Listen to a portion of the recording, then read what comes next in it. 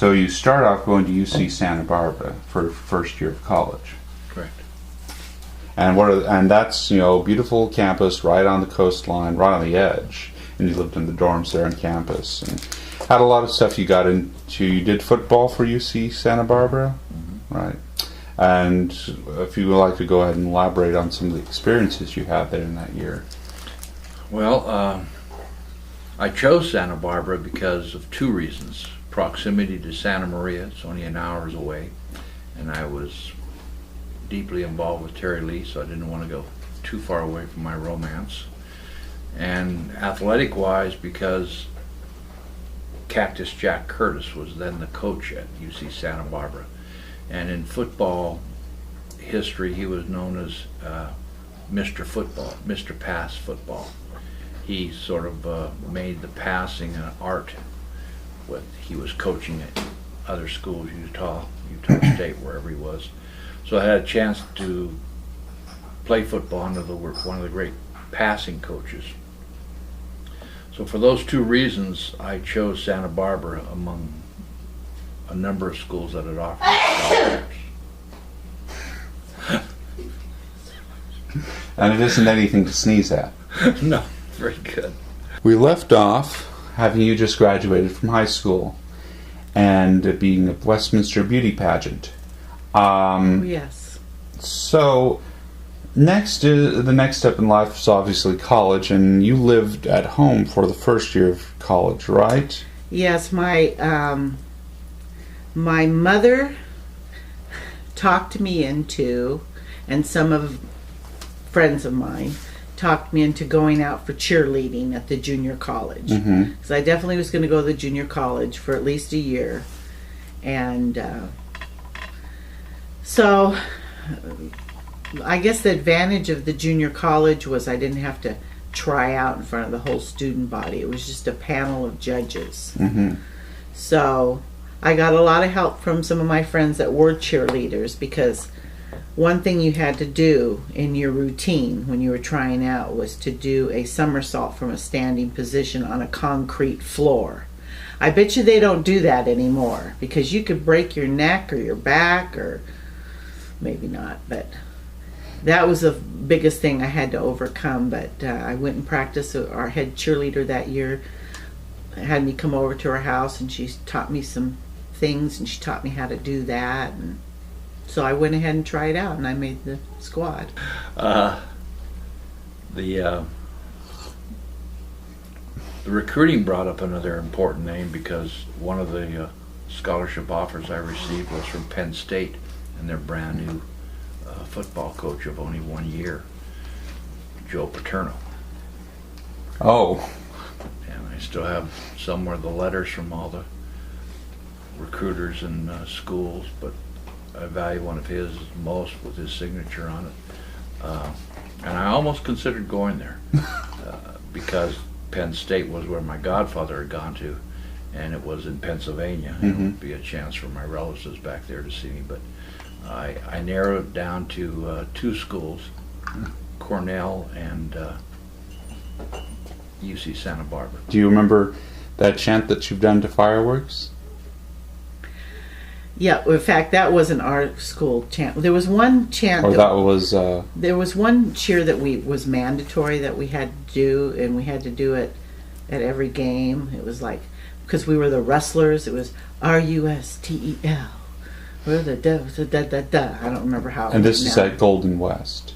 Golden West Junior College. That's what they call them now. They're community colleges. They used to call them junior colleges. And but we went to cheer camp that summer.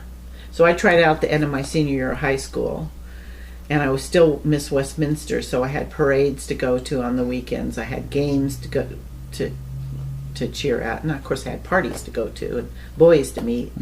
Cornell was the attraction with the Ivy League and the academics. The downside was they didn't offer scholarships per se. You had to work around campus jobs for the scholarship, and then they got you another job to help pay for your expenses. They did give you room and board, but not tuition. UC Santa Barbara, as most schools, offered everything: free ride, room, board, and tuition. and usually a stipend, monthly stipend. But those were the two reasons I chose Santa Barbara. Also influencing the fact was that the Brownells had gone to school there. My high school basketball coach had gone to school there.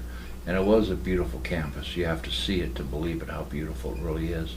There's a particular cheer that you've done to sparklers from Golden West. I have, because we learned that from a cheerleading group at all black. They were all black students. And so, of course, they had the best cheers because they didn't do all these Mickey Mouse kind of cheers. They had real good cheers in it. And the one went... but the one you did on Sparklers is a Mickey Mouse cheer. Interestingly, the dormitory where I lived, the first thing that caught my attention was the fact that almost every room had a surfboard in it because of the access to the coastal waves and good waves right there at the point for surfing. But it was definitely a party school, I found out very quickly. Isla Vista was known up and down the California coast as Sin City for its wild partying, and it was a special type of city because it was all university. We were isolated out there on the peninsula. Closest school was city was maybe Goleta, 10, 12 miles away, and Santa Barbara maybe 20 miles away. But out there on that peninsula, you had the university, you had the dorms on the university, and then right next to the university was a small community called Isla Vista, where they had one bank and one grocery mart, and the rest of it was student apartments and fraternities and sororities and a few houses for professors who wanted to live out there. Well, when I met Mickey Mouse, I meant, tame, traditional cheers, like R-U-S-T-E-L, we're the wrestlers, we fight best, or we play best, or whatever, however it went. But this cheer went M-I-C-K-E-Y-M-O-U-S-E. If Mickey Mouse could see us, he'd swear to this day that we're the best team in the whole USA. Go get him. Go get him. Go get him.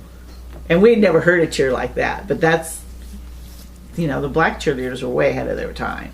So Santa Barbara was my final choice to go there. And I did play football freshman there. I got my second concussion, assuming that my first one was in that high school game that we referred to. Halfway through my freshman year, maybe towards the end of my freshman football year, I got the concussion. And pretty severe apparently, because it restricted me from doing any activity without getting dizzy or having to sit down, losing balance, which curtailed me going out for basketball, which is what I really wanted to play, and baseball, both of which I was invited to play on the teams there, but couldn't participate. So we love that cheer, so we incorporated So that. they didn't do a Mickey Mouse cheer, they did a Mickey Mouse cheer. Yes, they did a Mickey Mouse cheer. I don't know why I used that term right then, but probably because it was my subconscious coming out that that's what it was called. Worst was the fact that my first week of football practice, they moved me from quarterback to wide receiver, mainly because I was the fastest on the team, but I guess the real reason was the coach, Jack Curtis, Cactus Jack Curtis's son, was a quarterback on the team as well. Not only was he a quarterback, but his dad had kept him out of college a year after graduating from high school and brought him into the team, and he worked out with the team and learned their offense. So his dad was grooming him to be the quarterback for the varsity, which he eventually was, and it closed the book on me being a quarterback. One of my biggest disappointments was the mistake I made going to UC Santa Barbara to play quarterback and not being able to play.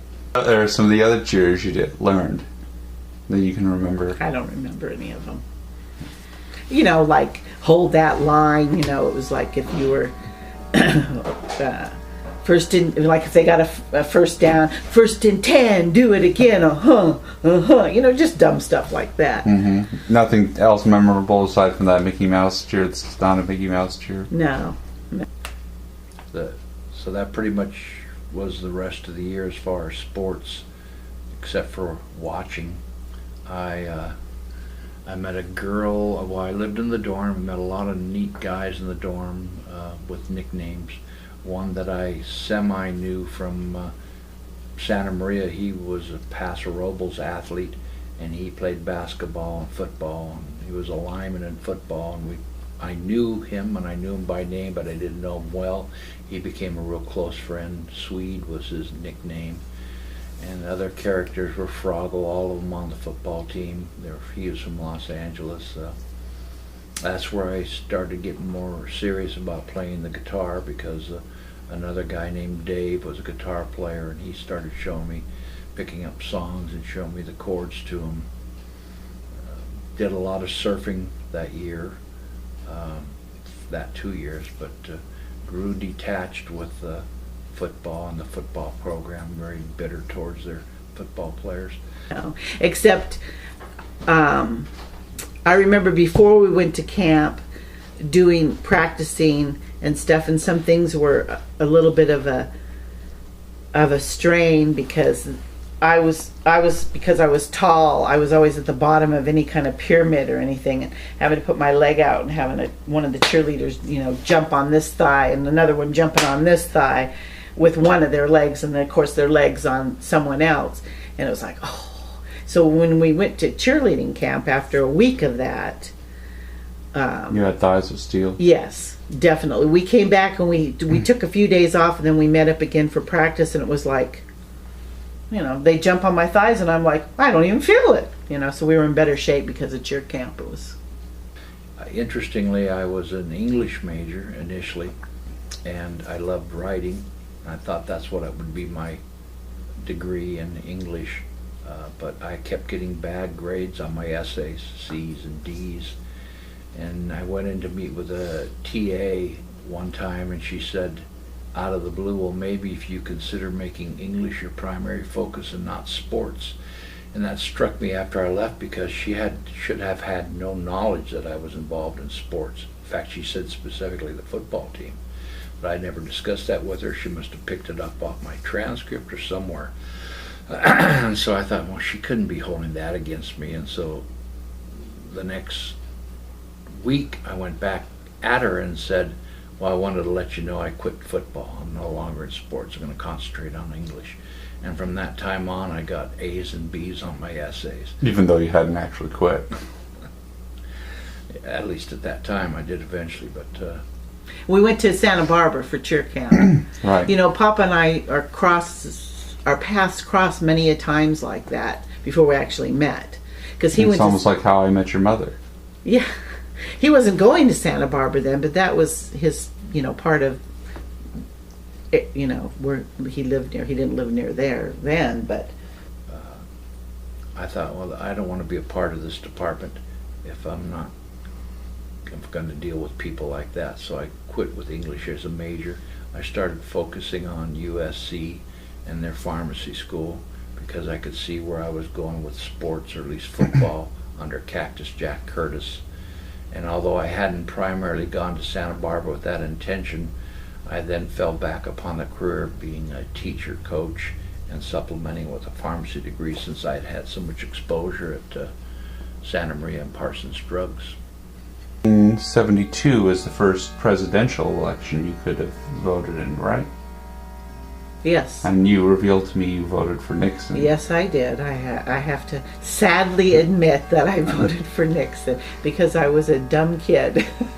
And I came from a Republican family. Maybe that's why it wasn't legal up until around that period in history, that you had to be over 21 to vote. And they had all these dumb kids voting after that. Yeah. But, yeah, so I met Papa in 1973. And is that because you met him in and is that because you didn't like the guy from Montana? What was his name? McGovern? Yeah. No, it's because I didn't know that much about politics. And my family was voting for Nixon, so I voted for Nixon. I don't think I voted for too much else because I wasn't into politics in those days. I didn't follow politics. I didn't know what any of the propositions were. I didn't know any of, senators or anything like that. I was not interested in government. I was into enjoying my youth and having a good time. I was interested in... No. Oh. Grandkids. Yes, but don't be that way, grandkids. Take your civic duties seriously. Take your civic duties seriously. When did you learn how to be such a master barbecuer? When I moved to Arizona and started doing it on my own. But didn't you learn from someone in Santa Maria? Yeah, Joe White. He was a professional barbecuer. They had about 8 to 10 men in Santa Maria that were professional barbecuers. And as you know, and as is contained in the book that will be passed on to our heirs, Santa Maria was considered the king of barbecuing, their style of barbecuing. They had professional barbecuers that would be going around the United States and world to barbecue for special events.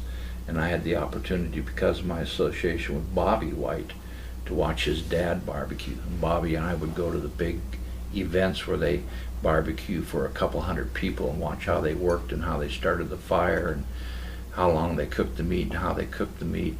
And we learned from there. Bobby and I were able to help with the fire occasionally, but that's about all that we were allowed to do other than watching and learning. And then you had that knowledge stored somewhere in your mind and applied it later. And yeah, Gotcha. by mistakes and learning. And I believed what my parents told me. They were my parents. I wasn't like you. You were never that way as a child. You always questioned us. But my parents would tell me something and I thought it was true.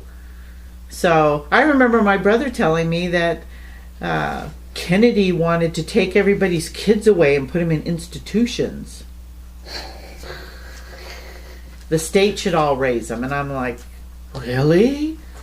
Of course, that wasn't true. Uncle Tom told me that. Yeah. And so my second year, I told them at the end of the first year I wasn't playing football for them anymore. And my second year, I lived off campus in Isla Vista. Had a lot of partying time. A lot of trips back to Santa Maria to see Terry Lee during the time, that first year, and get my clothes washed. The second year, she came down to Santa Barbara, matriculated down, and it was like she had not dated anyone her whole life other than me, and she was coming out of her cocoon, so to speak, and I'm sure she was influenced by peers and that, but she wanted to date around. So that was a big trauma to me, that she wanted to date around, and even though she had said words to the effect that we were still to be a couple, she wanted the freedom to date, which you couldn't deny something like that. But I sort of saw the handwriting on the wall with all those things coming together, and I thought, well, maybe it is time to get out of Dodge. So I set up a transfer down to USC the third year, 1968. But I voted for Nixon, and then in 1973 was the year I met Papa. So, and we met on Halloween. He revealed to me he did not vote for Nixon. He's not even sure if he voted that a lot. I don't think he did, because we were the same way at that age. He wasn't really interested in politics either. You know what got us interested in politics? Moving to Arizona? When Governor Meekum was elected. You realize, We said, we need to get involved. We cannot have another. Unfortunately, we've had several governors like him, not as bad, but almost as bad since then. But at least we did our civic duty and voted for the other guy. Yeah, at USC, when I got down there, and again, I started to recover from the head concussion. In fact, the second year at UC Santa Barbara, I started being able to play basketball again without getting dizzy, although I realized it was too late to go back into it. But I did play intramural basketball, and Greg LaRue was going down there at the same time, transferred down there from Hancock, and he and I roomed together that second year at Santa Barbara in Isla Vista. And he and I remember, played the intramural two-man basketball and won the school, the university championship against the fraternity team, two-man. So we were good together. We played well together. And other than that, there wasn't any other sports involved. I hesitated to go to USC because anytime you make a big step in your life, you're not sure about it. But down deep, it felt like the right thing. I was going away from a girlfriend I had dated for 4, 5 years, 6 years, who I thought I was going to marry eventually. I was going away from the one thing I wanted to do, play quarterback for football, and had lost my chance to play basketball, so I felt sort of down. To finish up first, so you spent a year at Golden West Junior College, and then you went to California Lutheran after that. It was called, when I went there, it was California Lutheran College, but now it's a university. Now, when my niece Carrie went there as well, and when she went there, it was CLU. It was CLC when I went there. Now it's CLU. Right. And then you lived up there in Thousand Oaks. Yes. Spent summer with your parents. Yes. And worked at Disneyland. Right. We'll get into that. What was your decision influencing that? Going to USC? Pharmacy school. Oh, the pharmacy schools. Did you go straight into the pharmacy school, or just plans to eventually go into it? I went straight in. The 68 was my first year in pharmacy school, and I was also marine biology major. So you got it was a combined program where you get your bachelor's in PharmD? Not a combined one in the sense that they offered it. It was two separate goals that I intended to do, and I thought there's a lot of science to be taken in pharmacy, and I've already taken a lot of science and math, so I could apply a lot of those credits towards my biology degree, other than upper division classes, some of which I was able to use from pharmacy school for my degree as well. But some of them I had to take separately. I carried about 15 units worth of classes in pharmacy school, and then maybe 1 to 2 classes in biology each semester. So did you complete your biology degree? I did. Okay. Yes. And then you went to the pharmacy school at USC?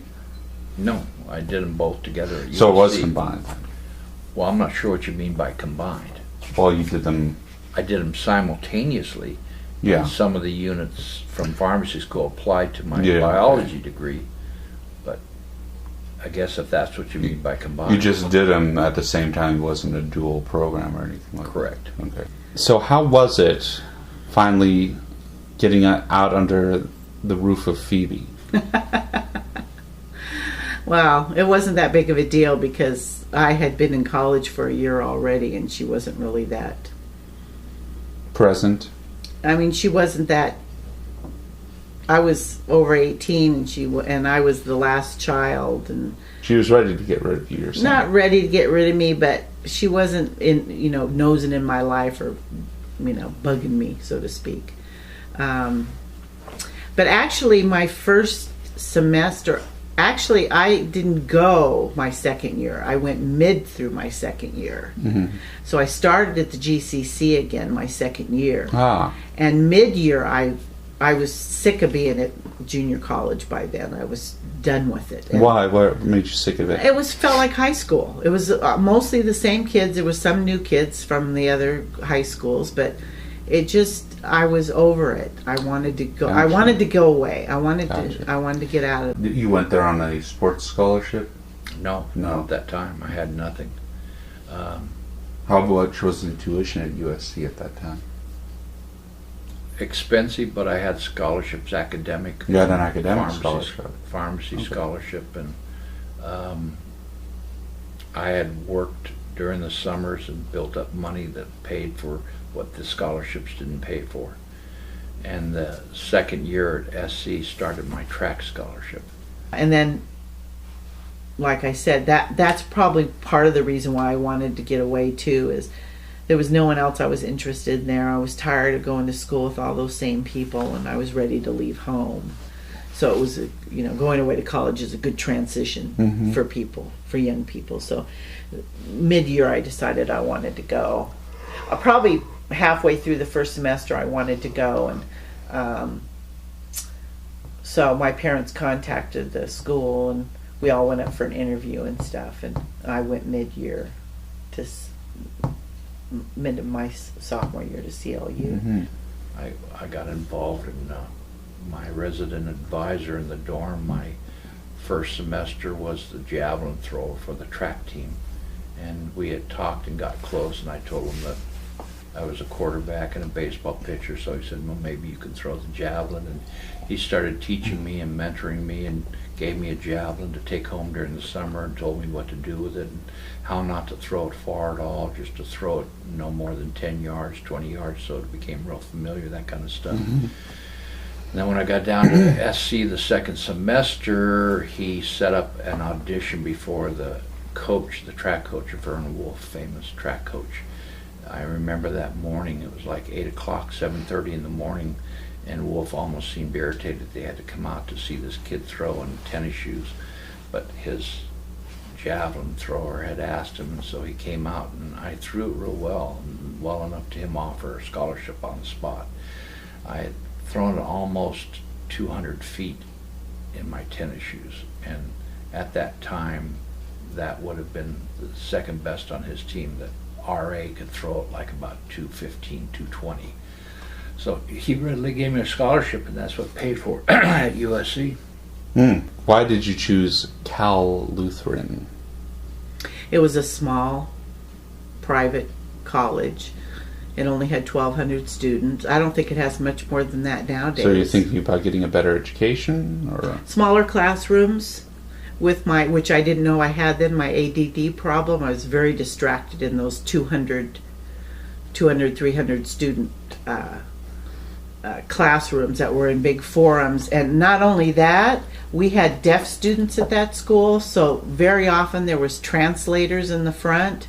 And with paying attention to the translation. With ADD, I'd start listening to the lecture, and pretty soon my head would turn, and I'd just be so mesmerized by that I wouldn't hear the lecture. There was too many distractions. I needed a smaller classroom. So, but the first semester you had gone there sort of on an academic scholarship for the pharmacy school and paid the rest yourself. Right. And you were working as a recreation department assistant to make up that money? Is that when that was?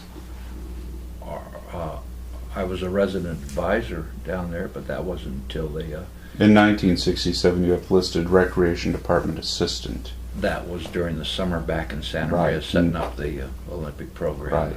Okay. But yeah, that was the job. Are you saying that got me the money? Well, it wasn't just that. It was the money I saved from busboying and from dishing out ice cream and whatever other jobs I had up to then, working at Parson Brothers year round. Got me saved a lot of money as well. Right. You're still working at Parsons? Yeah, I came home that summer of my freshman year and worked that summer. Up until 1972, or were you working at different pharmacies as an assistant? No, I only worked at Parsons maybe that 1 year into college, my very first year during the summer. Then when I came home after I got on scholarship in 68, 69, the athletic department got you jobs during the summer. Marv Goo was the guy who had all the connections for USC. He was a famous assistant coach. Goo, G-O-U-X.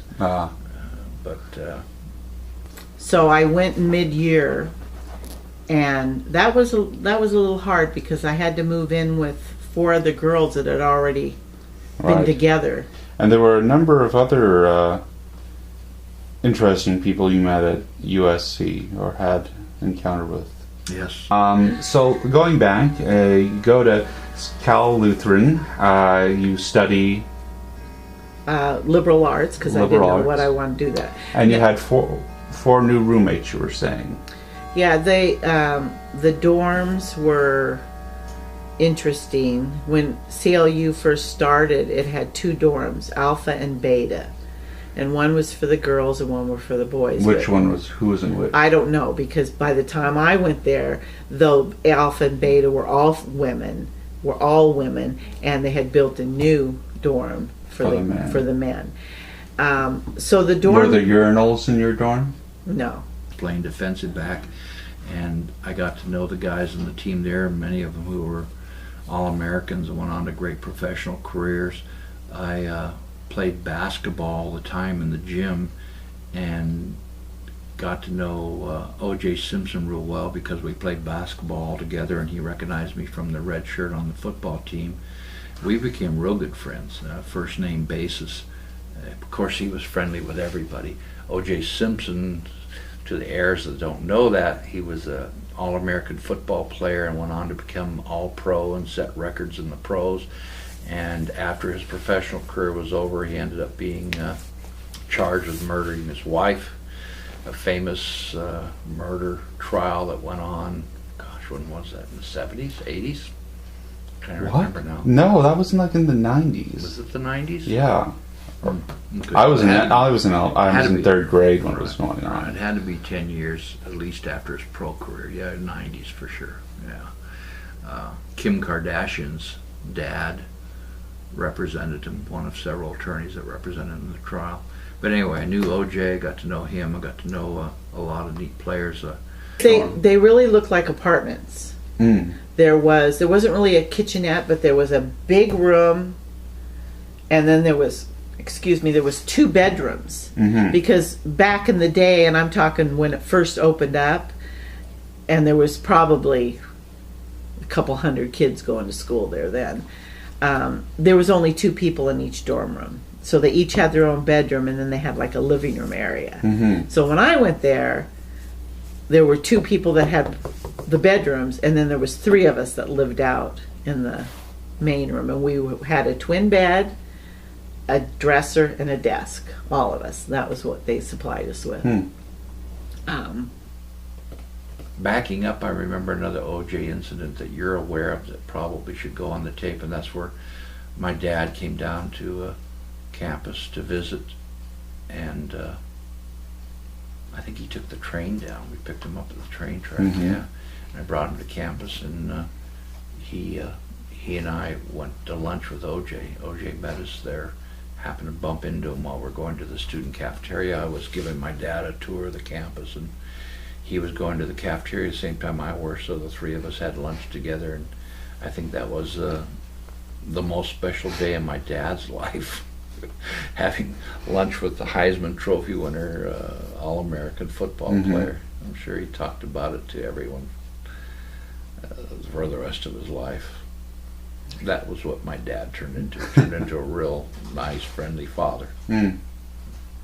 But that first semester was really lonely for me because I had no car. My parents dropped me off. I was a resident advisor when Marv Gu, the assistant coach, found out I was a resident advisor. He made me RA, resident advisor, on the floor with all the athletes that came in from high school. They're freshman athletes that they were recruiting, primarily football players, but also basketball and track players. And that's how I got to know Steve Smith, pole vaulter, who was set the world record for indoor pole vaulting at the time, 18 feet. And OJ, and my roommate after I became an RA was Ray Washmara, and Mike Smith. Mike Smith wrote the vows to our wedding eventually. A different Michael Smith. Different Michael Smith. And then, of course, the Vela brothers. John was an All-American football player who went on to play for the Oakland Raiders, and his younger brother, Chris Vela, who I became very close with. We roomed together during the summertime. How lonely it was. Well, and the biggest problem was all 4 of my roommates went home every weekend. I had 3 black roommates. Gloria. Boy, my memory. Gloria. Joyce, and I cannot remember the third one's name, and then Janet. And Janet was the only white girl, and she was happy that I came because I was white. Because of my association with Marv Goo, I was allowed to recruit players and got to know players that way, and he also got me summer jobs, choice ones. They always gave the real good choice jobs to athletes like O.J. Simpson. He got acting bit parts, and he got started acting because of that. This is in pre-George Lucas era, USC. Yes. In fact, it was probably while George was at the campus. No, he wasn't there. Spielberg made his movie THX. Who did that? No, that was George Lucas. Yeah, he made that movie while I was at SE. I didn't have a problem with any of that, but I was from Orange County, where no black people lived at that time. So it was my first really experience getting to know a whole different culture. Mm-hmm. But I guess that's their culture, and I enjoyed that because I'd never been around people who talked to the TV when they watched it. I remember Mo Layton. I was going to tell you about him because he was such a special athlete.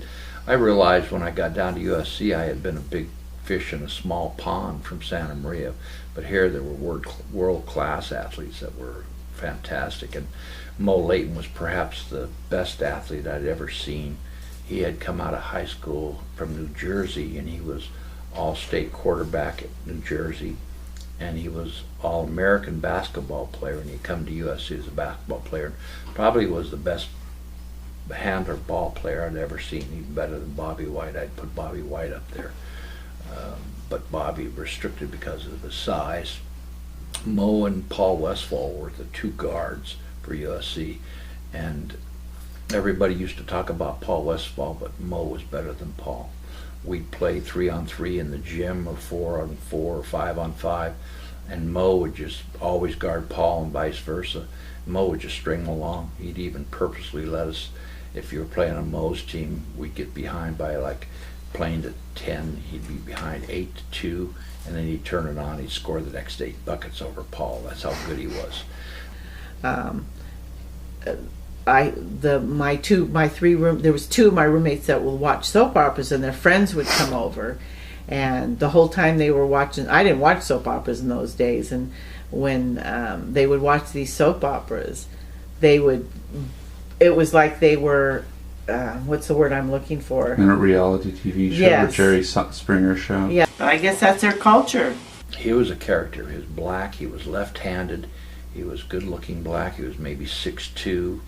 He had a tall freshman as a roommate who was a real funny guy named Sam, and I had the dorm, my resident advisor room was right next to Mo's, and Mo was so popular with the girl. He had a girl like every other night. He had a girl in his room banging her, and it would come through the walls, and Sam would always come over to my room because he had to get out of there. Mo didn't want him in there, obviously, and so Sam and I'd be in our room listening to Mo, or we'd go get something to eat or something like that. They were like,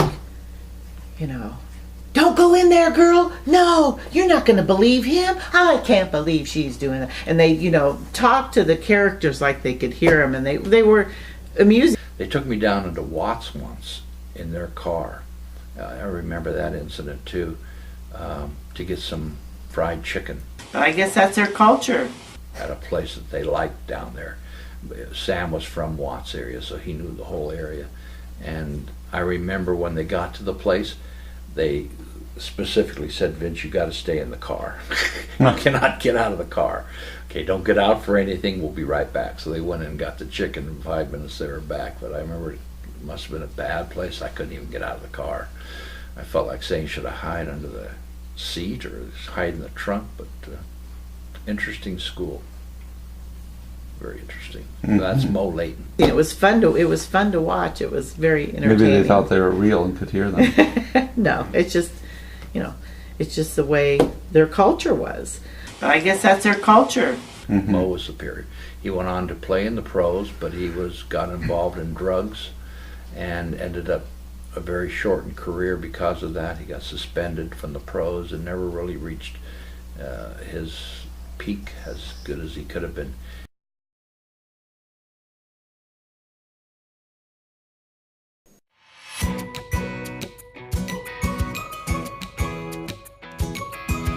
Dennis Mo Layton's basketball career took off at Phoenix College.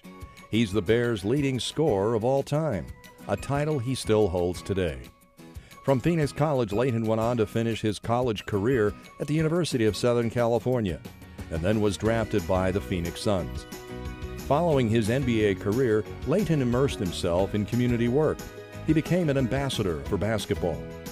Layton organized many youth basketball camps, teaching the game to underprivileged kids. Layton also coached those confined to a wheelchair. He led the Banner Phoenix Wheelchair Suns to multiple national rankings. Making dozens of public appearances, the National Wheelchair Basketball Association brought a message of personal determination and awareness of disability issues to the world. Dennis Mo Layton played such a vital role in that all-important effort. Dennis Mo Layton, a man with a big heart, a man Phoenix College is so very proud to have as a member of the Alumni Hall of Fame. Ladies and gentlemen, Dennis Mo Layton.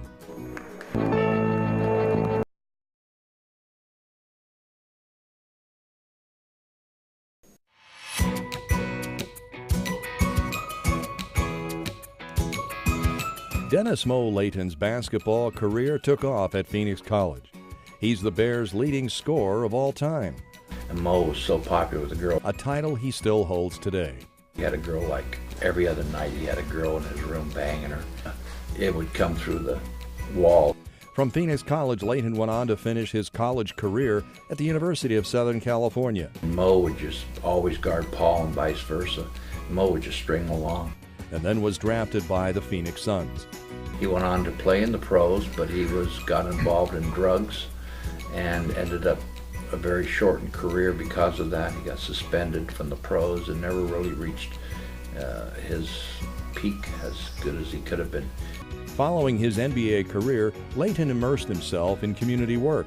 He became an ambassador for basketball. He'd be behind 8-2, and then he'd turn it on. He'd score the next 8 buckets. Layton organized many youth basketball camps. They took me down into Watts once in their car, teaching the game to underprivileged kids. I remember when they got to the place, they specifically said, "Vince, you got to stay in the car." Dennis Mo Layton played such a vital role in that all-important effort. To get some fried chicken. Dennis Mo Layton, a man with a big heart, a man Phoenix College is so very proud to have as a member of the Alumni Hall of Fame. He was a character. He was black, he was left-handed, he was good-looking black, he was maybe 6'2". Ladies and gentlemen, Dennis Mo Layton.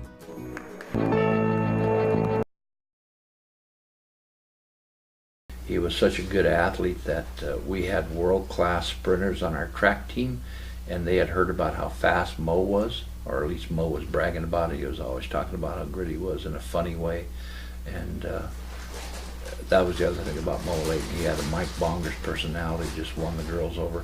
But he came out to track one day and ran in his tennis shoes, 100-yard dash, 9.8, 9.9 in his tennis shoes. And Coach Wolf's mouth was dropped. He couldn't believe how fast Mo could run. So he was a superior runner. He was an all-state quarterback. He was an all-American basketball player who played in the pros. He was just a sensational athlete. Those were the kind of athletes that went to USC at that time.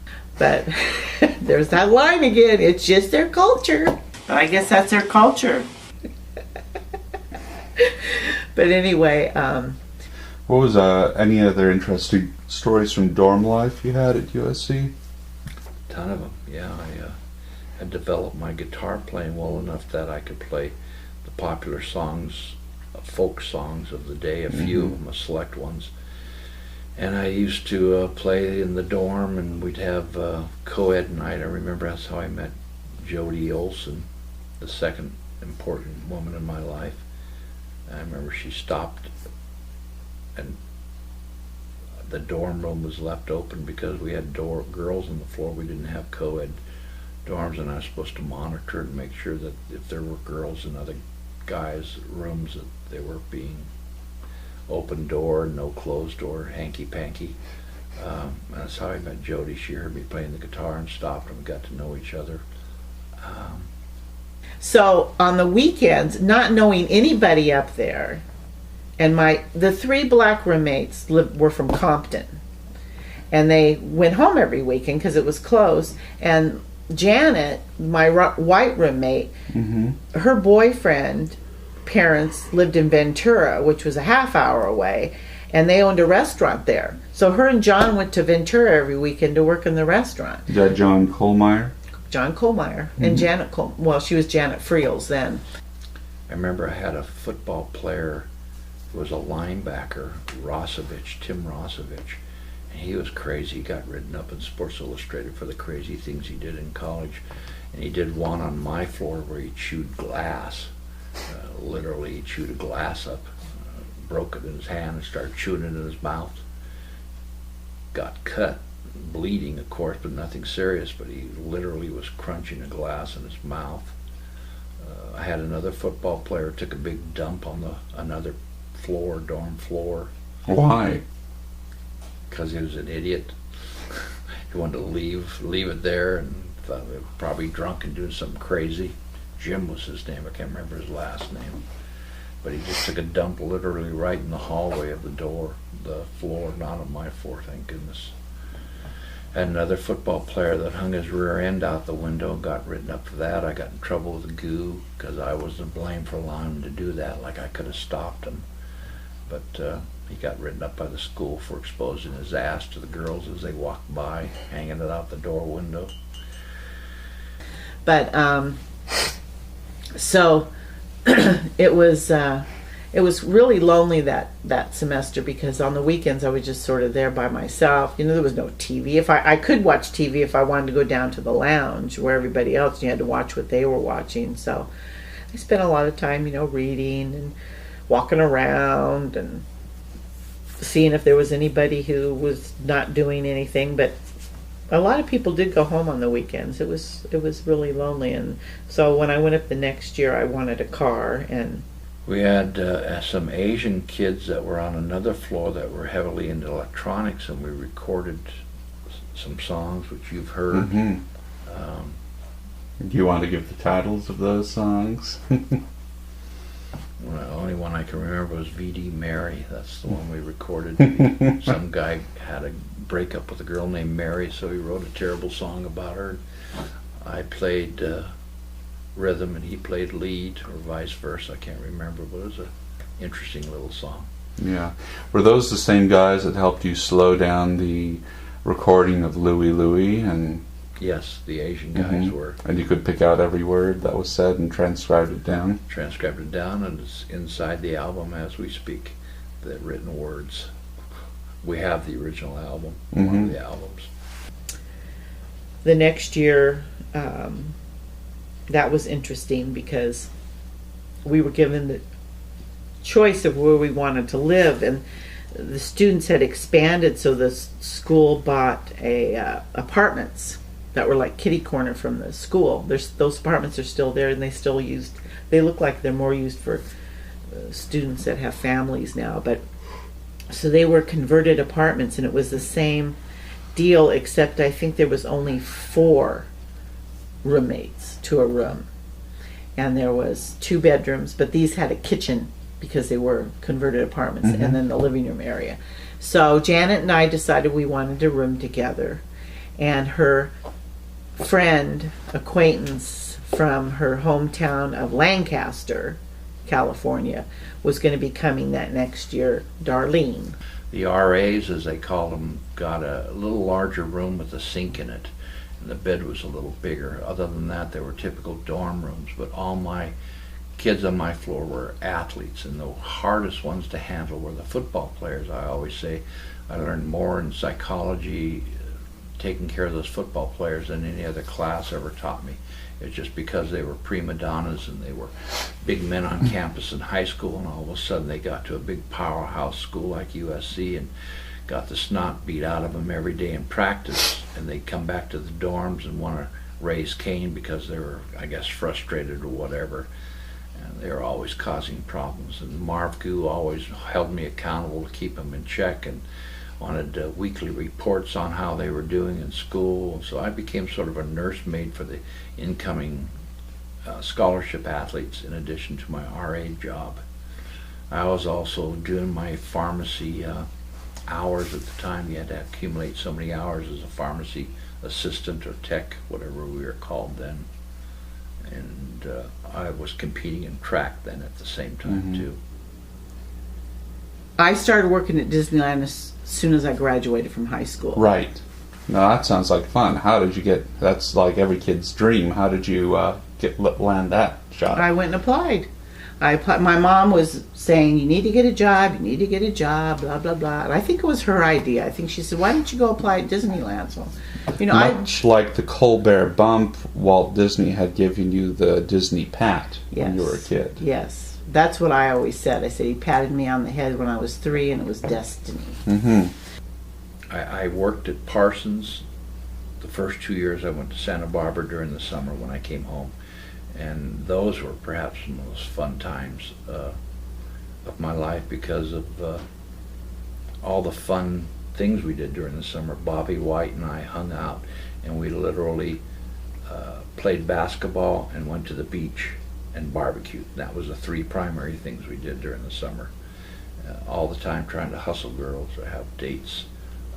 So I went over and applied, and they called me in for an interview, and they gave me a math test. And of course that was my best subject. And because I was good at math, they made me a ticket seller. Because you had to work with money, and you had to know how to count back money, and you knew how to add and subtract, because there was no calculators or computers in those days. And hence that's why you were always the banker in Monopoly. Yes, I like to deal with money. Again, my timing was impeccable. I couldn't have been in a better era at that time. USC's football team won the national championship 2 out of the 4 years I was there. They were contending every year anyway. They brought in those kind of athletes to play that well. I'd always go over to watch UCLA practice though because of John Wooden. I'd get in because of Steve and get me in the gym to watch, and I was trying to learn from Wooden because I wanted to coach. And at the same time, my cousin George was the assistant coach down at Long Beach State with Jerry Tarkanian, another famous basketball player, coach. And I'd get into the practices there and could watch Jerry Tarkanian and John Wooden, so I thought I was really on track to becoming a basketball coach with those 2 indirect mentors, watching their style and how they handle practice. Those are some of the people I met. I met Tarkanian, I met Wooden, I knew all the athletes at USC's prime time at that school, on all the teams. Just a special place at a special time. So the interesting thing about that is I had never colored my hair, but my hair bleached out real easily in the summer because I was a blonde. And I remember when I went in for the interview, because they were very particular about how you looked at Disneyland. They wanted you to look like the all-American girl next door. I mean, they had really strict dress codes. I mean, you had to wear a costume, but you couldn't wear anything but, when I first worked there, you couldn't wear anything but stud earrings. You couldn't color your hair. And so he looked at my hair and he said, there might be a problem with the coloring of your hair. And I said, what do you mean? I've never colored my hair. This is all from the sun. So he decided it would be okay. So, because I wasn't going to color my hair just so I'd look like I didn't color my hair. That just seemed ludicrous to me. Prepare ship for ludicrous speed. Important people that I met there, yeah. Paul Westphal, he was a famous basketball player and coach. Steve Prefontaine I met through Steve Smith, who was an outstanding distance runner. We had guys on our track team that were Olympic stars. Lennox Miller comes to mind. He won the gold medal in the Olympics that year, and became a dentist, went to USC dental school, died early. They hired me and made me a ticket seller, and I liked being a ticket seller because you were kind of by yourself. I mean, there was someone else, when you worked at the main gate, there was someone with you, another ticket seller, but you didn't have like your boss standing over your shoulder seeing if you were, doing what you were supposed to do. You just got to see a lot of people every single second. Had to talk a lot. she loved doing. I'd explain things. She loved doing. Yeah, George Lucas enrolled in 1967. Yeah. Everyone all was there around that same time at USC. But the funny thing, of course, was you'd have mile-long lines, and all the prices and what you could buy. But at that time, it was either a 10-ticket book or a 15-ticket book. And I would say more than half the people would stand in this line for who knows how long, 15, 20, 30 minutes. And they get up to the front, and they would turn to their significant other and say, "Hey, Betty Sue, what do you think we should get?" So July 1969, you had been summer, probably, let me see, working as a pharmacy assistant somewhere. No, that stopped in '68. During the school year, I worked in the pharmacy as part of the requirements, but during the summer, Marv Goo would get us choice summer jobs. Yeah, so you must have been working on one of those choice summer jobs in 1969 when it happened. Yeah, I think I was delivering Pepsi at that time. That was not, you listed as 1970. 70 might have been. One year, he got me a job in the repackaging department of Thrifty, and I worked with Mike Bibby. He was a famous basketball player and now coaching in the pros.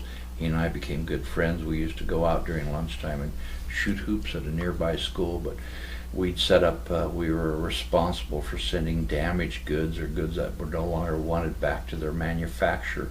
And so we set up large cardboard bins, maybe with the mouth of the bin 3 feet square, and we'd throw things in like they were basketball, shooting them into the bins. We'd have contests during the day. We were by ourselves working down there in the lower part of the distribution center. And I was like, we all as ticket sellers were amazed at that. But we would say, they're standing in line for a half hour. Why don't they discuss it while they're in line? So when they get up to the line, they can say, "We want the 15-ticket book, 2 adults, 3 children." And were they still using the A, B, C, D, E Yes. ticket rating at that time? Did that change at all while you were there? No. I got a job as a roofer in Santa Maria. I don't know how Marv Goo had that connection, but I showed up the first day, and it was outside of Santa Maria town, and the very first day I was using a forklift, lifting shakes of roof onto trucks. After about a 15-minute introduction how to use the forklift, and then from there I progressed to loading shakes and shingles onto roofs, which was a very strenuous, tough job, building you up. I guess that's why Goo got you jobs like that. You'd be either hauling crates of Pepsis into stores, or cases of Pepsi, or lifting shakes that were about 50 pounds each onto skeletons of roofs that had not yet completed. You'd have to balance yourself on the 2x4s while you walked up with the shake and put them onto the roof that was completed. And our job was, we'd go into the employee's entrance. We'd have to go to the dressing room because you were assigned a costume in which you had to turn in and get a fresh one after your shift. So you'd have your fresh one, you'd put it on, and then you go to cash control, and they'd give you a bucket full of money. It was a lot of money, but it was mostly 5s and 10s and 1s because you had to give a lot of change. Here, have a bucket full of money. And you'd have to count it to make sure all the money was there. And then once you said, yes, all the money's there, you'd leave cash control with your money bag and head to the main gate. About once a week you'd fall through, the 2x4 would give way and your leg would go through, and you'd have a hairy feeling as you dropped through, but caught yourself after the one leg was through. I managed to do damage, it seemed like, in all my jobs, mainly because I just did them haphazardly. I remember tipping over not a forklift, but a dolly full of Pepsis on one store where I delivered it. What a mess that was. I remember tipping over a $20,000 truck that was delivering shakes in Solvang area to a new housing development because the truck was resting in sand, and I elevated the truck to get the shakes onto the roof, and the weight of it and giving way in the sand tilted the truck over, so it tipped over. Boss was real happy there. Those are some of the jobs. The thrifty drugstore, of course, we just done drugstore, thrifty, whatever it was. Because when I first worked there, that's the only place I worked, was the main gate. And then, and your ticket books were already there. They were like in a metal case. You'd have to pull the top off the side, and they were all stacked. And they were stacked in like, I want to say 10 to 20 in a pack. And you'd have to count those and make sure they were all there. And then, of course, at the end of your shift, you had to balance. For every ticket book that was missing, you needed money. So you were supposed to balance as closely as you could, and most of us were really good at it, and we always balanced to the zero. In other words, we had the same amount of money that was missing from the tickets. What sort of music wasn't you listening to at that time in college days? Well, the Beach Boys were big, still big. The Beatles were still big. The Stones were still big. There was a band that always destroyed their instruments. I went to their concert out in San Fernando Valley, The Who. Yeah. They were there. Elton John was coming into his own, starting off there. He had some good songs. I don't know. There's a lot of good music. Right. But you didn't listen to anything in particular? No, not really. I enjoyed all the music. Sometimes I even listened to classical. I just enjoyed music. So then you close the ticket thing up and lock it, and you take your money back to cash control with your paperwork that everything had balanced. Now, there were they always told you during training that don't try to cheat, don't try to steal, because you're going to get caught. And they were suspicious. There was a couple times this happened, and they were suspicious of a couple people maybe cheating. And what they did, they set you up. This one ticket seller, they put an extra whole package, which was, it might have been 50 books now when I think about it. I think there was 25 and then 25. They put a whole extra 50 ticket books in her case. And so if she was honest and didn't really, because some of the girls didn't bother counting, because there was hardly ever a mistake on ticket books. They were usually always there. And so they figured one of two things would happen. She'd either be way over at the end of her shift, because it wouldn't balance out. You count your ticket books, you count your money, and you'd have more, you see. Or she would balance, and if she balanced, then they knew she had pocketed the money, and that's what happened.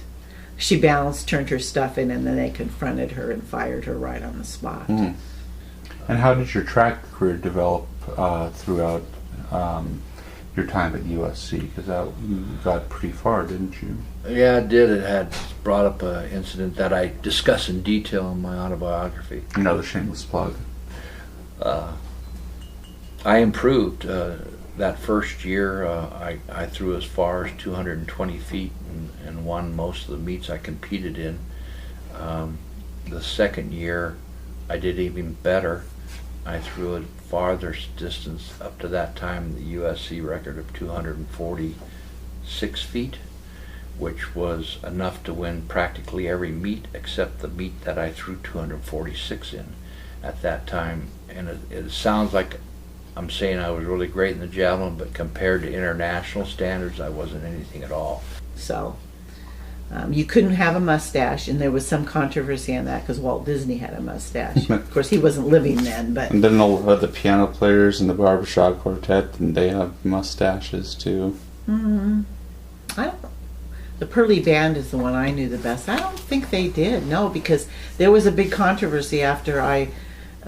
might have been towards the end of when I worked there. After I worked there, they had purchased the Queen Mary in Long Beach Harbor, and they were sort of turning that into a scenic thing for people to go through and whatever. And the captain of that ship had a little tiny mustache.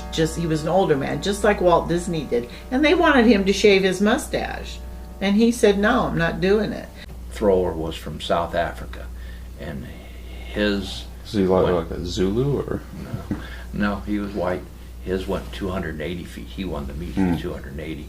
When I went over to, we competed against ASU and U of A in a tri-meet, and they had a thrower from whatever country, and I threw like 225, 230, which was a good college toss. And he then threw, it was the very first throw, and I remember this, watching it from the side, and his javelin was still rising over mine, where mine was stuck in the ground. And he threw that day 302 feet. He was a 300 thrower, and there was only maybe a dozen 300 throwers in the world, half of them from Scandinavia for some reason. and this guy, and he never made anything of him because he was a little bit off. He ended up either getting into drugs, or I think I remember him getting arrested because he was drunk and running around campus nude. And he was from U of A? No, ASU. ASU. Ah. But he was foreign. I can't remember his name. It started with an M. Even people who work behind the scene, because for a while one of my brother's friends, the same one I had the mad crush on, Terry Benz, he worked behind the scenes in the warehouse and stuff. He had to follow the dress code because they didn't want any employees that could accidentally be seen to look anything but all American and, you know, girl next door, the boy next door, or whatever. We were supposed to look very clean cut. And when partway through my employment there, they started letting us, because hoops earrings started becoming very popular. And girls were tired of just wearing the studs, so then they allowed us to have hoops, but they had to be very, very small. I think they couldn't be more than a half an inch.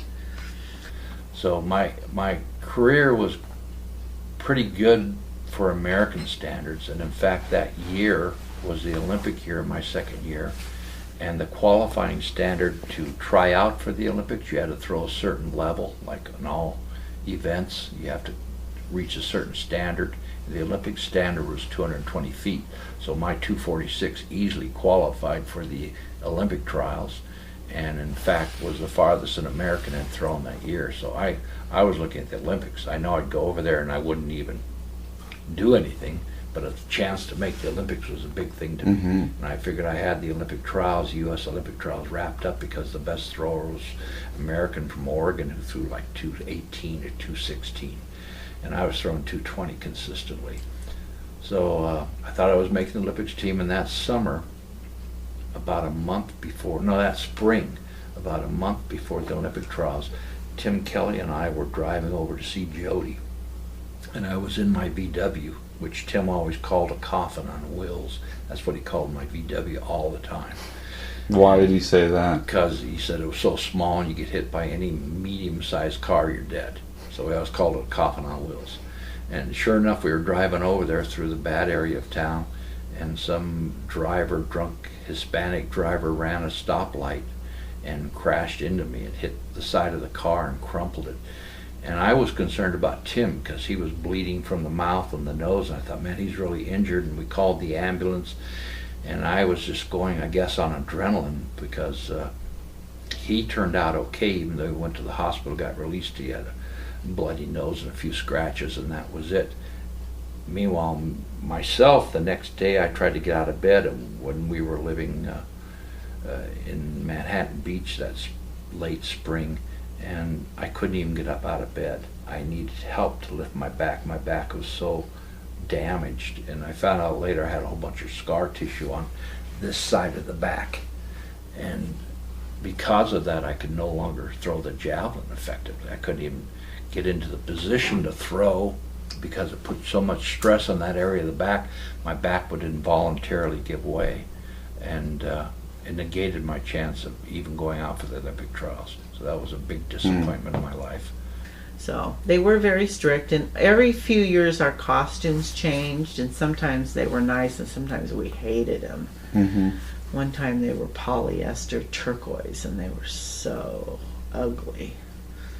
But then then a few summers I worked shifts inside the park, because they had ticket booths inside the park, because people would run out of tickets and have to buy more C's or E's or whatever. So I worked in Adventureland, Fantasyland, and Tomorrowland. And I worked 2 summers in Fantasyland, right by the teacups. When they used to be in front of the castle. They're not in front of the castle anymore. They used to be the carousel, and then the teacups were like over on the side. And they eventually moved the teacups over near Alice in Wonderland, where they are now.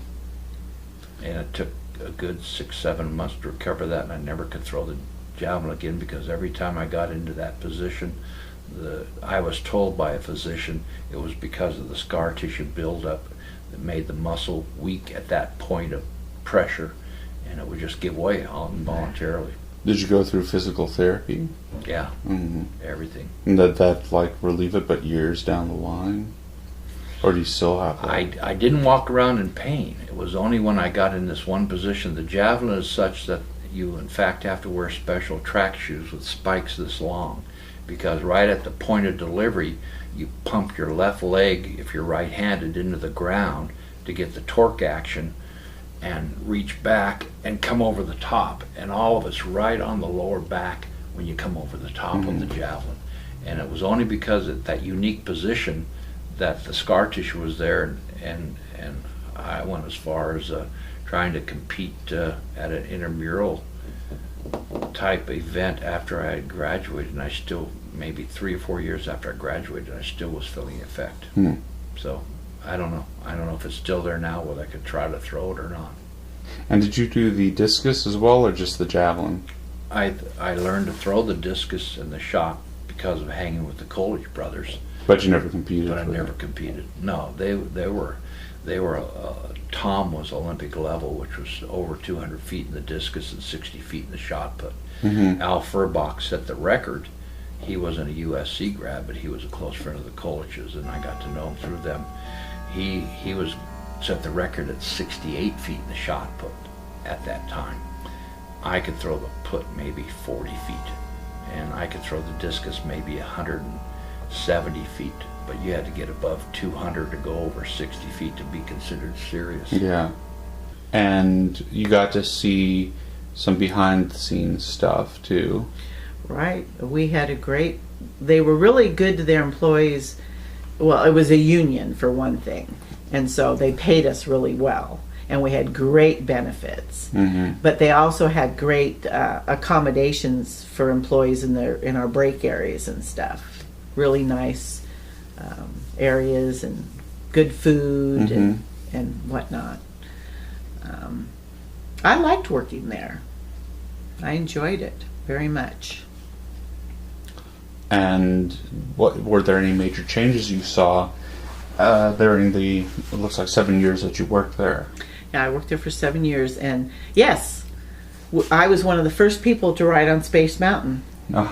Because they were building it while I was working there, and one summer they were ready for a test run, and they wanted volunteers.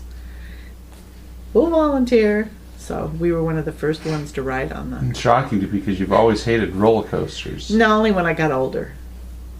No, I told you the story last night about the Matterhorn. Yeah, I know. Yeah. But I mean, as long as I've known you. Pharmacy school. Yeah. As I remember, initially it was a little disappointment for you when you first started pharmacy school. It was, as the story goes, I was a dual major, and I had intended only to use pharmacy to make money moonlighting at night or on the weekends, because the coaching and teaching, I assumed, wouldn't bring enough money in for me to do what I wanted to do in life.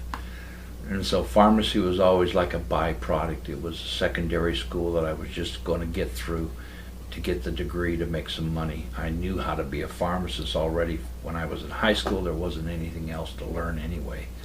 But pharmacy school they made tough, and I always noted that they seemed to make it tougher than it had to be. It didn't have to be that tough. I was more of a daredevil when I was younger. I got smarter when I got older. So it was like Space Mountain the first time. No lights on at all? It was fun. Were you afraid, like, because that was the first, like, in the dark roller coaster ever. Right. So it was like, oh my God, something's going to take my head off. It was a little frightening. Yes. Mm-hmm. It was a little frightening. It was very different than anything I'd ridden on. Yeah. Yeah. And then it was also the fastest roller coaster in the park, and still, in the Disneyland park, not of course in California Adventure, but the fastest thing in the park still today. yeah, 32 miles an hour average speed. Wow, I did not know that. Mm-hmm. You should have. You were a Disneyland employee. I know. But I remember the very first day that I was there, the dean called the meeting of the freshman class. How many of us there were? I think there was like 400, 300 of us, and we were gathered in their little auditorium, and he said, you don't realize it, but I'm telling you today, you're going to be a special class. You're going to be the first class ever to get a doctorate degree in pharmacy. It's a federally sponsored program that you are going to end up with as much knowledge as a medical doctor, except you're going to apply it pharmaceutically.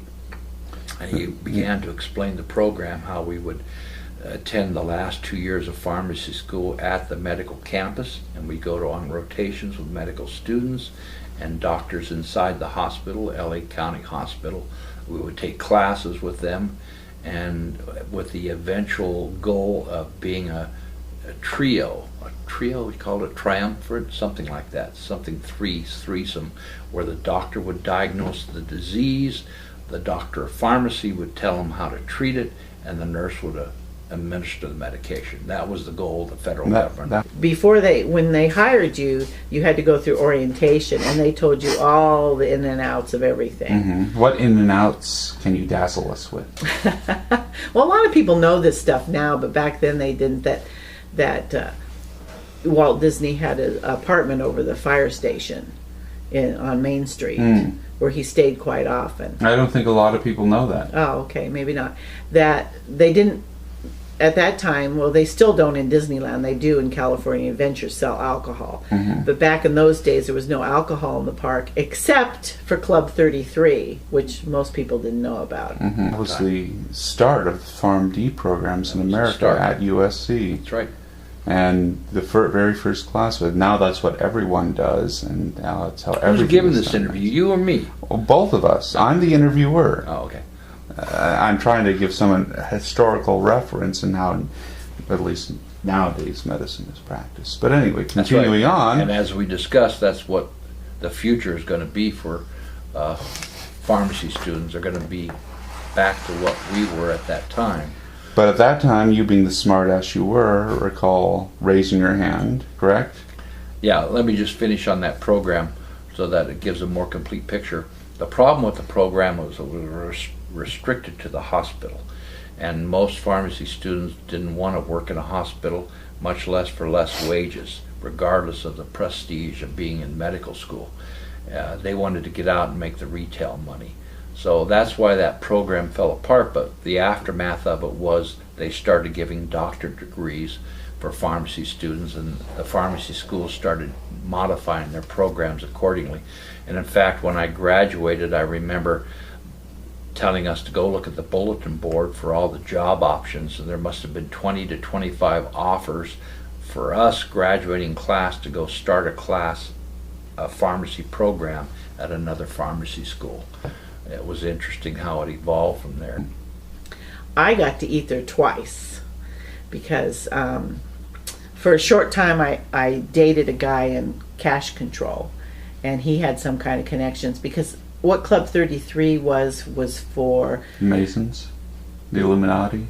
No, it was for the VIPs from all their sponsors. Back then, Welch Grapefruit, Kodak camera. They only sold Kodak film in the park because that was when they had a store on Main Street. They had many sponsors. Monsanto, the evil Monsanto. The Inner Space Ride was sponsored by them, and so any of those VIPs from those companies, when they came to Disneyland, that's where they took them to eat. Yeah. It was very plush. They served alcohol. So he this guy I dated from Cash Control, he came from a wealthy family, and he had some aunt or he had some connection. So he took me to dinner there once, and it was very nice. And then just before 9, they open because it's above New Orleans Square, they open up the doors and you go out on the balcony there and watch the fireworks over Tom Sawyer's Island. It was quite impressive. Anyway, back to that first day when Dean, whatever his name is, I can't remember his name. Warner. Animal House reference. He said, "You lucky class are going to be a member of this new group, and you're going to be doctors." And I had no intention of that. Not only was I involved in biology, but I had no intention of wanting to do that type of a program. I just wanted the cheapy, quickie 4-year degree that allowed me to practice pharmacy in the retail business. And I said, I waved my hand. I was sitting way in the back with the other WASP. We had one row of WASP, White Anglo-Saxon Protestants. The rest of the class was made up of Jewish kids or Asian kids. There was no Indian kids at that time. Apparently it wasn't that big in India as it is now today. But we made up maybe the 10th of the class. And I raised my hand and said, what about us students that just want the 4-year pharmacy degree? And his exact words were, you students who are not interested in our program can transfer up the coast to the University of Pacific.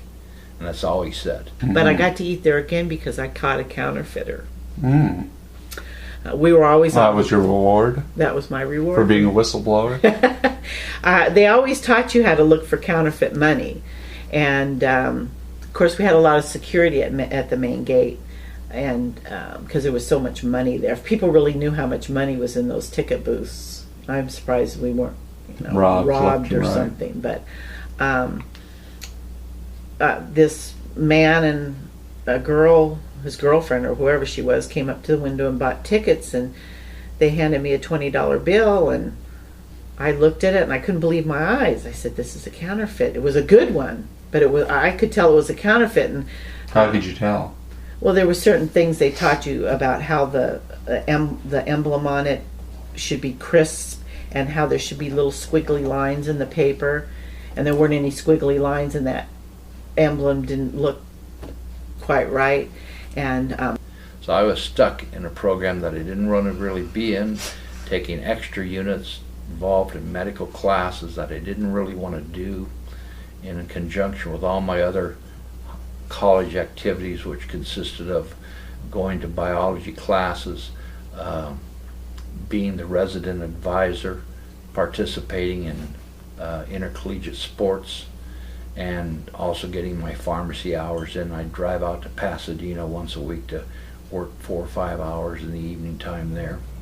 A very hectic time the last 2 years of my pharmacy school, carrying anywhere from 18 to 24 units and taking care of spoiled children on my dorm who were big men on campus in their high schools. So as soon as they left the window, I opened my back door, and I got the attention of security officer, and I said, this guy, and I pointed him out, he just handed me this bill, and I'm pretty sure it's counterfeit. And and what they did, they didn't apprehend the guy right then. They followed the two of them around the park, because they were spending money, these counterfeit bills, right and left. You buy something for $5 with a $20 bill, you get $15 back, and it's still money. And in those days, $15 was a lot of money. So they saw him drop several, and then they apprehended him. But they did tell me it was a very good counterfeit, and I got some, letter that praising me and everything, and I got to have 2 passes to the Club 33, and Pop and I were dating at that time, so I took him. Anyway, that's pharmacy school. I ended up graduating from the pharmacy school in 1972 with my PharmD, and that takes us up through pharmacy school. I remember living in an apartment studying for the California board. This is in 1970, the school becomes the first offer clinical clerkship. 1968, the school launches the nation's first clinical pharmacy program. in the first MS program and radio pharmacy program. You better tell the audience what you're doing. You reading from your computer phone? Yeah, fact checking. Any big celebrity visits to Disneyland during your 7 year there? I saw Robert Redford in person. I was shocked at how short he was, because I just thought he was from Butch Cassidy and the Sundance Kid. I just thought he was so handsome and this and How that. short was he? Very. He was with a bunch of Asian kids, and he wasn't much taller than them. So he was shorter than you? Probably. Like 5'5"? Probably. Is the thing Tom Cruise is of his time? Yeah, they always told you that there would be celebrities, but we weren't allowed to hound them, so to speak, or follow them around. So word got around that Robert Redford was in the park, and I had to see him. And so I was after my shift, and I had my regular street clothes on, and so I went back into. Someone said, "Oh, he's in Frontierland." So I went over Frontierland, and someone there said, "Oh, they're on the Mark Twain, and it's coming around. He should be getting off." So I waited there, sort of just nonchalant, like I was shopping, because I went shopping quite often because we got a 20% discount as employees, and they had regular, Main Street had regular stores. You could buy ties and purses and jewelry and all kinds of stuff. So all of a sudden, you couldn't miss it. That boat came around the corner, and he smiled, and those teeth were the whitest teeth I'd ever seen.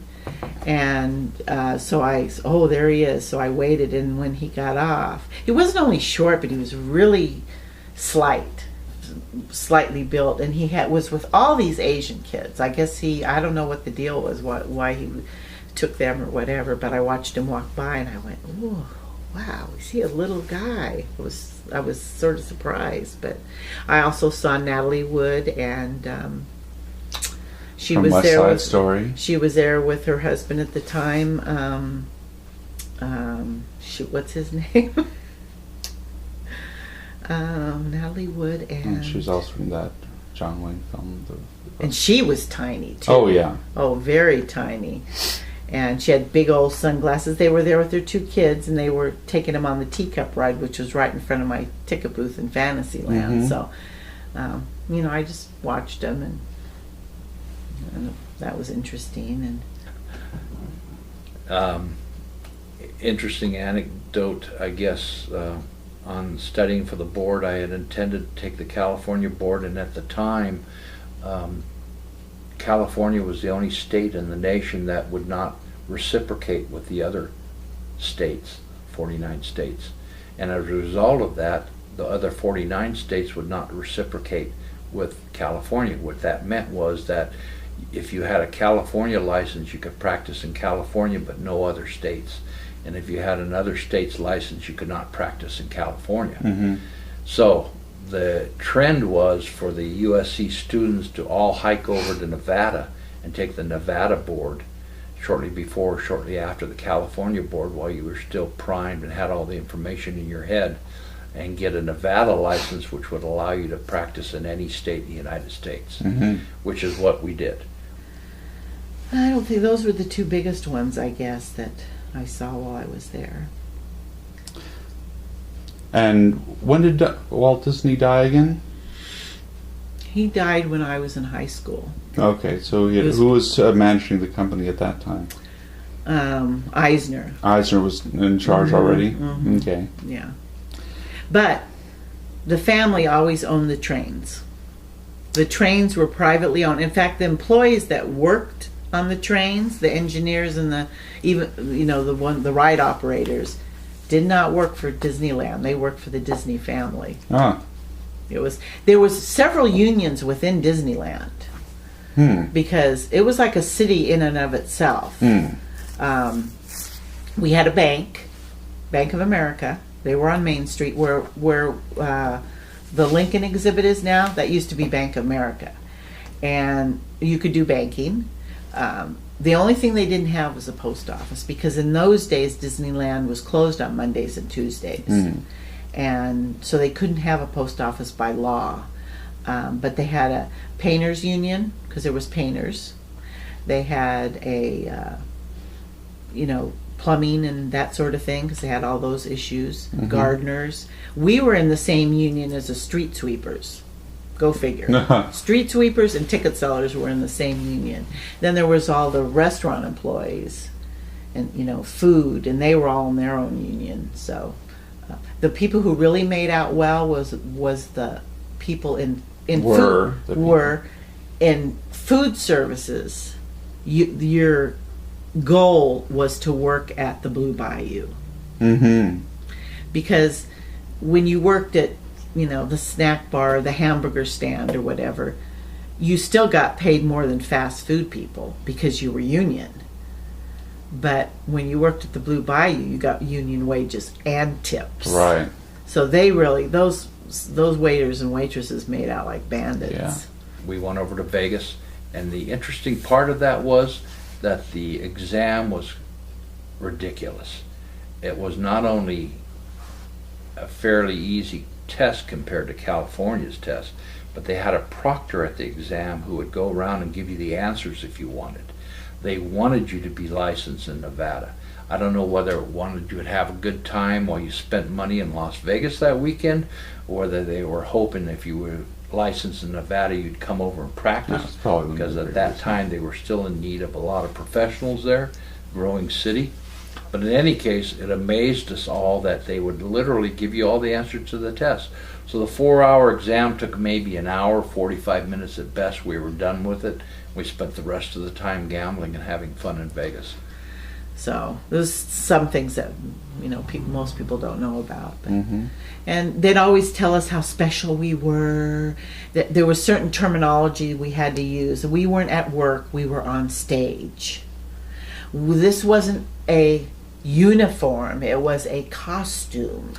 Where you weren't employees, you were actors. Yes, and they were not customers, they were guests. You always called them guests. That's the terminology we use at Target. Yes, and they drill all these things into us that, you know, we were so special and everything. And then pay negotiations came up with the union, you know, like it does. And then the powers that be would call us in for these meetings and show us how much better we had it than like Knott's Berry Farm employees and this and that, you know, because they didn't want us to strike. They didn't want to pay us more money, but they didn't want us to strike. But when I was working there, we never went on strike. But after I left, there was a time when the ticket sellers went on strike. And the street sweepers went with them. So it's a dirty place that did not sell tickets. Well, they did, but they had to put like, you know, management in selling tickets until it was settled. Scabs. And then there was scab. There were a couple ticket sellers, because I was still in communication with my friends there, even though I was living here then, that crossed the picket line. Ooh. You know. Why did you bother doing the Nevada one then if you were already licensed in California? Just because I wasn't sure if I was going to stay in California where my coaching would take me. Because California didn't transfer out to other states. Oh yeah, and because they didn't reciprocate, we had to get, if we wanted to go to other states. Gotcha.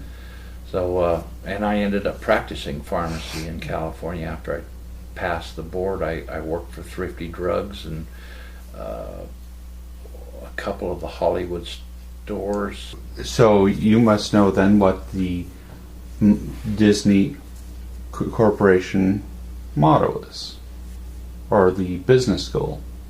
The business school? Goal. Every business has a goal line, or what their goal is. I don't know if we had that. Well, Disney does. Do they? What is it? To make people happy. Oh yeah, it's the happiest place in the world. Whereas Nike is to destroy all competition to the utter end. Something like that. And moving on, let's talk about the subject, since you brought it up, Jody. Let's discuss Jody a bit. Well, I met her, as I told you, and I found out that she was in the dorm across the parking lot. And she had a roommate named Sue Hefner, who became my friend Ray Washmere's girlfriend. Ray and I hung together, and Sue and Jody hung together. So we became sort of a foursome. Jody was from a real wealthy family, the Vondra. They owned Vaughn's Supermarket, which was a chain of about 160 food stores. And was that before it was owned by the Safeway Corporation? Yes. Yeah, well before this was started, he was innovative, the original Vondra, Jody's grandfather, for opening the first supermarket in Los Angeles. Up to that time, grocery stores were smaller and didn't have the wide selection, and they didn't have the counters up the front. And he innovated the several cashiers at the front and the long aisles with foods that you could check out and get out, as opposed to going to the one guy at the counter with the limited amount. So he started the first Vaughn's Market in like the 1930s in Los Angeles, and that expanded to like I think 160 stores from California to Utah. I think they had stores, and up as high north as Washington. So John and I were going steady, like we used to say back in those days, and that meant you didn't date anybody else but each other. And he was a year ahead of me, so. And you didn't sleep in the same bed because you could get pregnant. That's right. And he was, he had a couple flings in high school that I found out about, that we break up and then we get back together. And he was being untrue. Untrue. One was. And what did we say to you when you came back? Well. Oh, Terry or Louise, whatever the hell you were calling yourself, you're the only woman in my life. Oh yeah, stuff like that. All that BS. So they were very wealthy. Her dad, Ken Olson, was at that time the president of Vaughn's. Yeah, the Vondres the old man had retired and lived in the Wilshire area, and Jody's dad had married one of the Vondre girls and had risen up from a butcher in the store to running the store to running the whole Vaughn's Market, which was centered out of El Monte, a suburb of Los Angeles. And again, it was like my third special family that I met. And you talked about manners and etiquette in class. I picked up a lot from that, just hanging with them. They were a very, very open family, very nice family, similar to the Hellers. Everyone was real nice. They were Catholics. Ken went to church every morning before he went to work. He was that dedicated a Catholic. They had a beautiful mansion in Hancock Park, which was the most expensive place to live in Los Angeles, and they had this big swimming pool in the back. Jody was heavily into photography, and she got me into it at that time, and she had a garage set up for her photo lab, basically, her developing her pictures and what have you. But one of them was Linda Corcoran. Now John sang and played the guitar, and he ended up being a drama teacher, but which he never was in drama in high school, but when he went to college he took a drama class and he fell in love with it, and we ended up going to the same college, but that's a whole other story. But he started singing with her. They decided they would be a duet because she was in choraleers, she could sing. So who? This Linda Corcoran. Oh, okay, Lauren Corcoran. Okay. Yeah. So, they were singing, and it seemed like they were rehearsing a little too much for my, so I thought maybe something was going on. And then he comes to me and he says, I was a junior and he was a senior, and he comes to me and says, oh, I was going to take you to the Christmas dance, but Linda has never been to a dance like that, and she's really poor, and I want to, show her a good time and, help her out this way. And I was like, yeah, right. I went with Jody probably from the time I met her, which would have been 1969, until a year after I graduated, 4 or 5 years at least. up until the time I met Mom, in fact. She had a boyfriend in high school by the name of Terry Dado, Dedeuax or something like that. And he was important because of his father. His father was Rod Dado, who was the famous baseball coach at USC. And Terry came down to play baseball for his dad at the same time Jody came into USC. And so there was sort of a rivalry going because he kept trying to get Jody back. And he never did cut it in baseball, but his dad ended up being a Hall of Fame famous coach, college coach of all time probably. And Jody was a lot of fun. She was very, very pretty like Terry Lee. Not as pretty as Mom. That's for damn sure. So, you know, he always had these lines that he wasn't, you know, looking back, I mean, we were in high school. We shouldn't have been just dating each other. That's the time when you should be dating a lot of people, you know, but back then, you know, being possessive and not wanting your boyfriend to date anyone else, I was not happy with that at all. My mother couldn't believe it. And another guy asked me to the Christmas dance, and I was going to go with him, but then I got sick. And I was sick, and he came over that night and spent the evening with me instead. His name was something Cervantes, and he was a tennis player. Can't remember his Cervantes. first name. But he was his parents were like from Brazil, you know, and he was a cute kid, but I wasn't that into him. Let's just put it that way. Ray Washmarin and I also coached her and Sue Hefner in intramural football, women's football, and Jody was the quarterback. And what else about Jody? She would never have guessed she was from such a wealthy family. She was very down to earth. We were always doing artistic things, either going to exotic places to take pictures or going out to the Santa Monica beach and making candles. I don't know if you ever knew that. We learned it. That's how you learned it from. Yeah, you dig a hole in the ground and Pour wax heat up your wax and pour it into it, and have your strings or your wicks ready to go. So the wax hardened, the wicks were sitting out. I used to have a big one. I don't know what happened to it. I think We made a big one. Oh, did we? Yeah. Oh, I don't remember that. What happened to it? I don't remember. It disappeared sometime after I left this house. I think Mom threw it out. She threw out anything connected with Jody. I made it, though. I don't know if she Anyway. did. When John and I first started dating, when he was a junior and I was a sophomore, someone else was interested in me. Someone named Tom Lowry.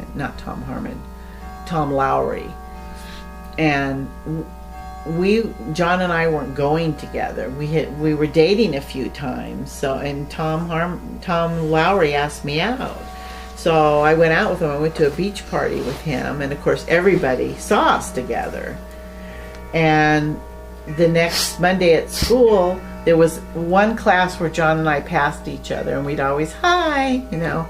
And I went to say hi to him, and he just kept his head down and wouldn't look at me, and I thought, oh, what's going on? And I remember being in PE, and I said something like, someone said something, oh, how are things going with you and John? And I said, I don't know, I think he's mad at me. And then the next day she came and she said, I know why he's mad at you. And I said, why? Because you went to the beach party with Tom Lowry. And I said, oh, well. So then he approached me finally and said he wanted to talk. And so we went and talked. And he said, I thought we had an unwritten agreement that we would only date each other. And I said, well, you never said that to me, and blah, blah, blah. So he invited me to prom, and at prom he gave me his ring. So... Moving on, back to Jody. Experiences you had with her, special things, events, whatnot. I got to go to the family's place down in not Marina Del Rey, but further south. Can't even think of the place. Mom and I just went there when we were down there in L.A. Very expensive, on the beach type resort, not a resort area, but... And so then John was funny because as soon as he found out I was dating someone else, he always wanted to get back together. So then, he came crawling on his knees, so to speak, and, oh, I was wrong, and, you're the love of my life, and all that stuff. And so we got back together. And that happened a couple times. But the other time was after he won ASB president, student body president, and the student body vice president was Naomi Belton. Cute little thing. And that summer, we didn't see each other too much because he had gone to Boise State. He had gone to this explorer camp. He was away a lot, and we went back east. My family went back east for like 3 weeks, and none of them were at the same time. When he was home, I was gone. When I was home, he was gone. And the student body council was meeting during the summer because they were planning events for the next year, homecoming and all that kind of thing. And he and Naomi got a little too cozy, let's put it that way. So when I came back, I sensed something was different, and I said, what's going on? And he said, well, da-da-da. And so I gave him his ring back, and then got to go to a lot of artsy-fartsy stuff, operas, musicals. The family had all the free tickets they wanted, or what do they call them? Ticket holders for the year. The rich kid free stuff. Rich kid free stuff, exactly. Well, because you already repeated a lot of stories you already said. Yeah. So when I was a senior, of course, he went to CLU to school right from high school. So he was up there, and I was down at school. And wasn't he a year older than Yeah, you? that's what I'm so saying. So what did he do? So he went straight to CLU. He went straight to CLU. And the funny thing is he knew I was concerned about it because of his past record. And he took me to some big fancy restaurant before he left for school, and he bought me a bracelet, and he told me, I didn't have to worry, that he was going to be faithful and all this crap. It was the furthest thing from the truth. But what he didn't know was that year, he came home quite often, and we spent weekends together. I'd say he came home like every other weekend. And then the next year, he, of course, went back to CLU, and I started at Golden West. Well, there was a whole new group of people at Golden West. Mm-hmm. So there was one guy that I spotted in class that I said to my friend, wow, I think he's hot. And Tim Kelly got to know Jody, and they became good friends. Jody, of course, knew them all too. What are the things with Jody? We went to a lot of concerts, it seemed like. Symphony concerts, whatever. We had freebies too. Didn't do any vacations with our family like I did with the Brownells, but I was always tagging along for freebies. But I was still with John, so I was at least honest. And I remember telling my mom, when John comes home this weekend, I'm going to tell him that I think we should date other people. And she loved John, so she was like, oh, you sure you want to do that, and blah blah blah. And I said, yeah, there's other people I want to date. And why did she love him?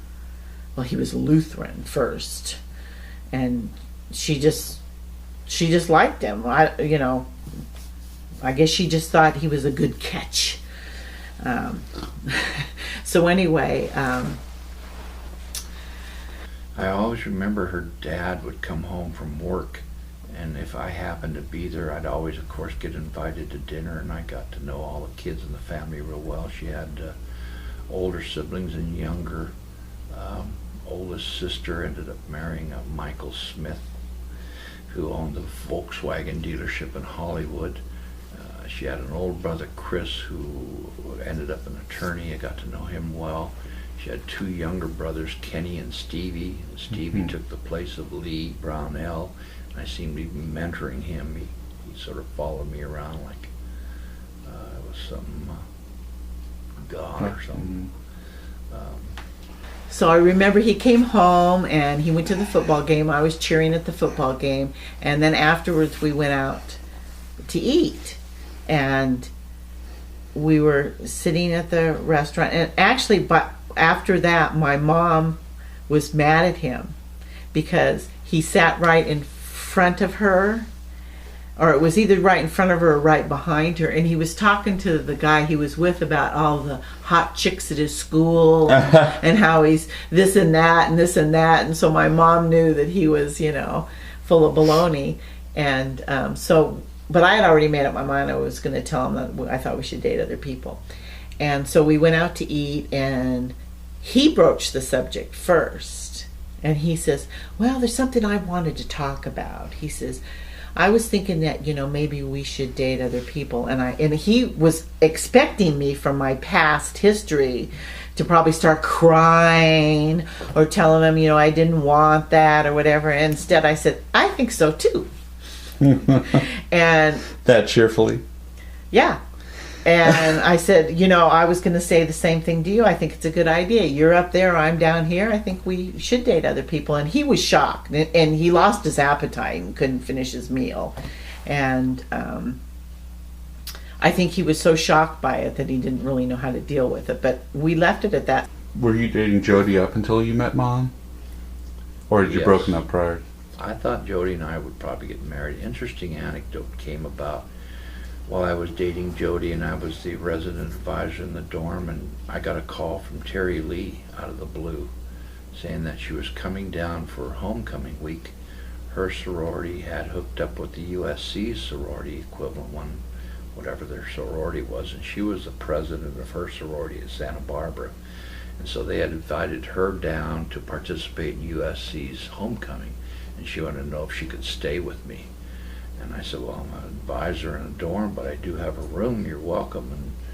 And she brought down Lee at the same time because of Lee's closeness to me. And apparently she was planning on getting back together with me at that time. And Jody found out who she was and why she was coming down, and quickly occupied all my time. Terry Lee was there Friday and Saturday and left Sunday. She stayed Friday night and Saturday night in my dorm and left Sunday. And Jody made sure I was out late Friday with Jody, and Saturday I went to the homecoming game with Jody. So I had to break it to Terry Lee that I couldn't see her much Friday, and I couldn't go to the homecoming with her. So then I was free to date, and this guy that I thought was cute and hot was John Carroll was his name. And, he made it known through our friends that he was interested in me too. So after the next football game, went to the party, and, because it was already, everyone kind of knew that, we were going to kind of end up together, that he came over and started talking to me and asked me if I wanted to go to the, some other school. I think it was Orange Coast College. We had a rival college, and they were playing the next night, and he wanted to know if I wanted to go to that game with him, and I said sure, and I went to that game with him, and then we started dating. So that last semester of my freshman year at Golden West, I was dating John Carroll. And that Friday night when I got back from my date with Jody, Terry Lee and Lee were in my dorm room. They like the name Lee in that family. Yeah, apparently, get it? And in the middle of the night, I was woken up by her crying. And I have a vivid memory of this, and I sort of sat up. Lee and I were sleeping on the floor in sleeping bags, and Terry Lee was up in my little cot bed, and I remember her saying that she was crying because she had hoped that she would get back together with us, and this was the weekend we were doing it, and she had sown her oats, and she was ready to get serious and get married and get on the road to marriage. And she was so upset because now she found out that I had found somebody else, and it was a disaster weekend, and we sort of hugged and offered support, but I was so involved with Jody at the time, there was just no chance of Terry Lee. But he was a year older than me too, and he was a football player, And he got a scholarship after that first year to NAU. Yeah, Northern Arizona. And went to play football for them. In fact, it's funny how... I didn't even know they had a football team. Well, they play U of A every year. That's right.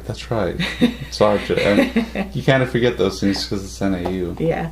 And, it's funny how things come back later, because I remember him sending me a postcard from... What's the place up there? Slippery Rock? Is that what it's called? No. What's the place that's up by... Sliding Rock? Sliding Rock. Okay. And he sent me a postcard from Sliding Rock, and he says, oh, this is a place where we college students come down to when it's warm, on the weekends and blah, blah, blah. Now, it's funny that I live here in Arizona. I think he ended up here in Arizona, too. Didn't know about a large amount of fecal matter in the water. Yeah, that was before we knew all about that. And so... that when he left for NAU, that romance sort of it didn't end, but it sort of suspended, because we were older then, and we said, well, you're going there and I'm going to be here, and we'll keep in touch, but blah blah blah. I got down to USC and had to live with a friend, Mike Bongers, who I had met, he and his family, at Bass Lake in high school. And I stayed there the first semester because there was no space. You made friends with someone noted, Kathy Reddy, when you were at Golden State? Yeah. Golden. She was a cheerleader with me. She was Gotcha. my best friend at Golden West. Did you guys keep in touch afterwards? Well, that's a whole nother story. Her and I were cheerleaders. She went to a different high school than I did. She went to Huntington Beach High School, and we became fast friends. And we did everything together. And we stayed in touch when she got married. I had 4 close girlfriends. 2 of them were cheerleaders and the other one was not. It was Diane Martinez, Vicky Klatt, and Kathy Reddy. And all 3 of them got married within maybe 6 months of each other when we were all 19. And of course I wasn't that involved with anybody to be thinking about getting married, but none of those marriages worked out. All 3 of them ended up divorced. Well, he was an exceptional character. One of the most, he and Pug were both exceptional characters. Mike was a big roly-poly kid, a year younger than me. And I say big, he was like your size, 6'4", 6'5", and heavy. He played defensive end in high school and junior college. We got to know each other at Bass Lake my second summer of high school, when I went up to Bass Lake my first summer, I went up with Paul Washburn, who was a 8th grade chum and who I became good friends with freshman year in high school as well. And I think it was that 8th grade year, between my 8th and my 9th grade, that his family, Paul Washburn, would go up to Bass Lake, and I went up with them, being invited to go up with their camper, and we settled into the camp place at Ducey Lodge. And across the road were the Bongers family, which Mr. and Mrs. Bongers, and Michael and his sister Lisa. And so we got to know each other there. Paul and I were getting ready to play freshman football, so we brought a football along, and we were trying to work out, running in the morning, and that kind of stuff. So Mike picked up on that because he liked football too, even though he was a lineman. Vicky married Alan Dages, who was a childhood friend of mine and lived in my same neighborhood. So she never remarried, and they had a child together. And I'm friends with her on Facebook now. And so these people I lost contact with after I moved here. Actually, even after Kathy got married, we had less and less in common, because I was away at college and she was married. She was going to school part-time and working. She ended up getting her degree from Long Beach State. But when I still lived at home, I go and visit her, and her conversations I couldn't relate to. She was talking about the price of milk and, this and that. And that was stuff I couldn't relate to any of that. Yeah. I didn't care what the price of milk was, because I never bought it. My parents bought that. And of course, when I went to school, I ate in the cafeteria. So, but anyway. But the thing that was unique about Mike was his sense of humor. He was one of the funniest people that I ever know. He could make everyone laugh. He was so entertaining, and even though he was a big burly type guy with dark facial features, he still had a lot of girlfriends just because of his personality. And so we got to know each other real well. He was a little on the wild side like I was, so we bonded that way as well. Had a lot of fun times up at Bass Lake with him that summer. We were up there for at least a month, and because of that, we maintained our relationship. I recall taking Terry Lee down to the Pacific Ocean Park, which was an amusement park in Santa Monica at the time, with a roller coaster and the whole bit. They no longer have that, but we met Mike there at that time. And another joint thing we did, I had invited him up to Santa Maria. He stayed there. He got to know Jimmy. They became good friends. In fact, Mike initially went to Hancock College out of high school and stayed at our house, my house. So our families knew each other that way. And so it was natural when I didn't have a place to stay in LA that his mom, a very nice, beautiful woman named Esther, invited me to stay with them. Mike's dad was a professional boxer. He wasn't only a professional boxer. In his prime, he was the champion of California. He held the heavyweight championship belt. And they have a famous auditorium. I don't know if it's still there, but I can't think of the name of it. Maybe Mom knows. Right downtown Los Angeles, that held the boxing matches as well as other sporting events. And on the side is a big mural of Mike's dad. And I don't know if that's still there either, but at one time Mom and I used to drive through LA, and you'd go right by it on the freeway, and we'd see Mike's dad's picture. But he was a character, and while we were up in Bass Lake working out, Paul Washburn and I, he would run with us, and he'd show us how you should really try to move your arms while you're running, and try this. And so we tried faking like we're boxing while you're jogging along. Try that sometime. I could go maybe 100 yards. I was gasping for breath. It's just so strenuous moving your arms while you run like that. But Mike's dad could go for miles. He just sort of chuck along and fake the boxing. It was amazing conditioning. And he was like in his mid to late 40s at that time. So we kind of stayed in touch, especially Kathy and I did for a while. And she sent me some letter once about some adventure she had where she went to Hawaii with some guy, because her marriage, of course, fell apart. They ended up divorcing.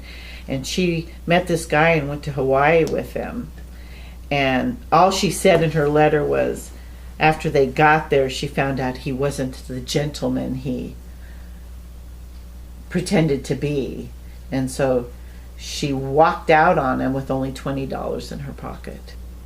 He was in charge of a union. So you put together boxing, and he's in with a union. I suspect that there were some mobster type connections there as well. See, my whole life I was connected with mobsters. And you didn't even know it. I didn't even get to the story about my honeymoon with the mobsters yet, but Yeah, we're not at the honeymoon yet. no. But Michael was such a nice guy, and his dad was so interesting, and had so much fun because of Mike's personality. He was the head of the union of window washers, the ones that climbed the skyscrapers and did the windows up there. And he was always getting Mike's job because of his connection. Choice jobs. Mike was the elevator operator at Marineland, which was in existence at that time, no longer is. It was equivalent to the SeaWorld Park at San Diego. He got Mike a job as an usher, or whatever they call those guys at the arenas for sporting events. A vendor? No, not a vendor, but the guy who could stand there in the aisles and direct you to your seats. Oh yeah, usher. That kind of stuff. But at the same time, watch the sporting events or the concerts.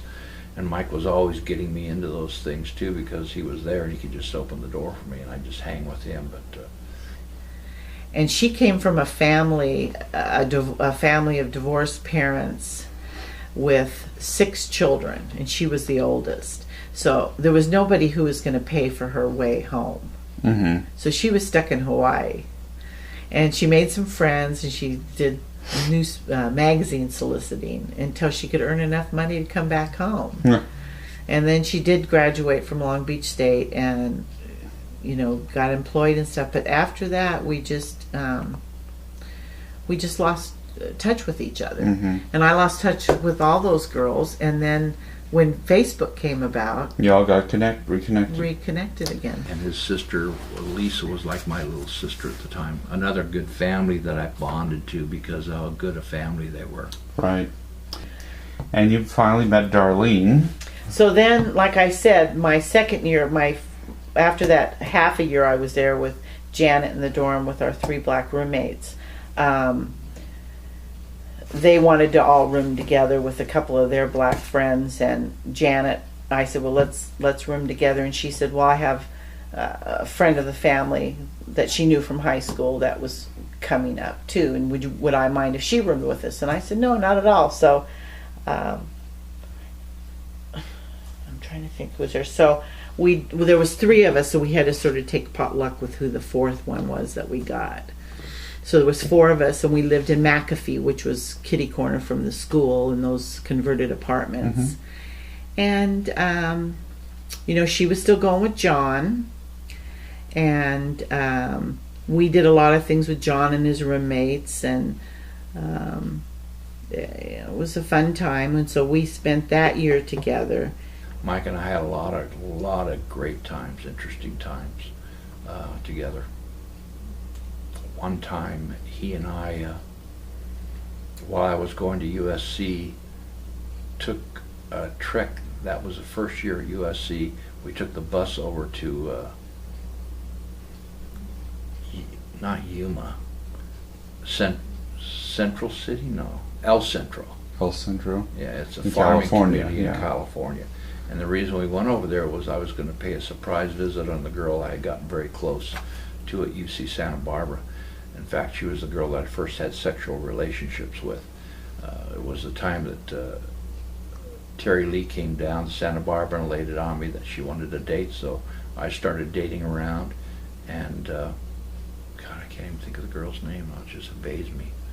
But she was a real sweet girl, real pretty, and she was from El Centro.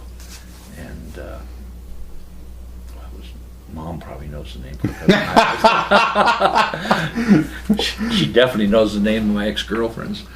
And then the next year, during that summer, Janet and John got married. They got married before their senior year. So they had real apartments next to the McAfee dorms, which were where we lived, that were for married students. Mm-hmm. So they were going to live there, and Darlene and I were going to room together because her and I got quite close. And I probably became better friends with Darlene than Janet. And although Janet and I had the same major, by then I had picked my major, which was psychology, and Janet was a great student, and it was fun to study with her because I got way better grades studying with her. And anyway, the story goes is that we went over there and surprised her, and she was very surprised. And because of our proximity to the border, we decided to go down to Tijuana, drive to San Diego, go into Tijuana for the night, have dinner at San Diego, and come back that same evening. So she found a girlfriend from Michael, who was just a knockout. She was even cuter than this girl whose name I can't remember. But because of Mike's personality, she won him over. He won her over. I remember Mike breaking the diving board at her mom and dad's house. They had a swimming pool, and he went bouncing off the board before we left to Tijuana, and it just broke in half as he went into the water. That was Mike.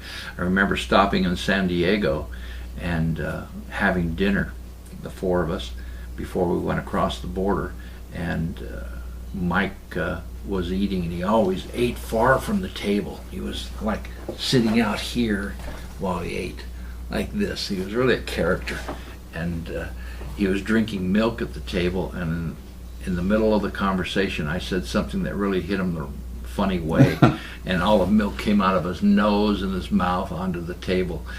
Embarrassing, but it was Mike, and somehow after all that experience, and we got down into Tijuana, he was half Mexican, or Esther was Mexican, and Michael, his dad was Jewish, so he was half Jewish and half Mexican. And so that next year it was Darlene and I, and we took whoever we got, and we got 2 roommates that we really didn't. We were cordial to each other, but we weren't like friends. The one girl had her own friends, the other girl had her own friends. So we gave them the 2 back bedrooms, and we lived together in the front room, Darlene and I. we got down to Tijuana. By that time we had been drinking beer or whatever we were drinking, and all of us were feeling good. Mike was drunk, and we were afraid we were going to get thrown in jail because he was yelling at Mexicans and cussing at them in Mexican language. We didn't know what he was saying. No. We stopped to get a picture with the burro on the street, with the guy taking a photo of you next to the burro, on the burro, and we got the girls up there and got pictures, and Mike started almost a fight with that guy, and we thought, we got to get Michael out of here because he's this big old burly guy who was drunk, and sure enough the police are going to arrest us and they'll never hear from us again. We'll be locked in a Tijuana jail the rest of our lives.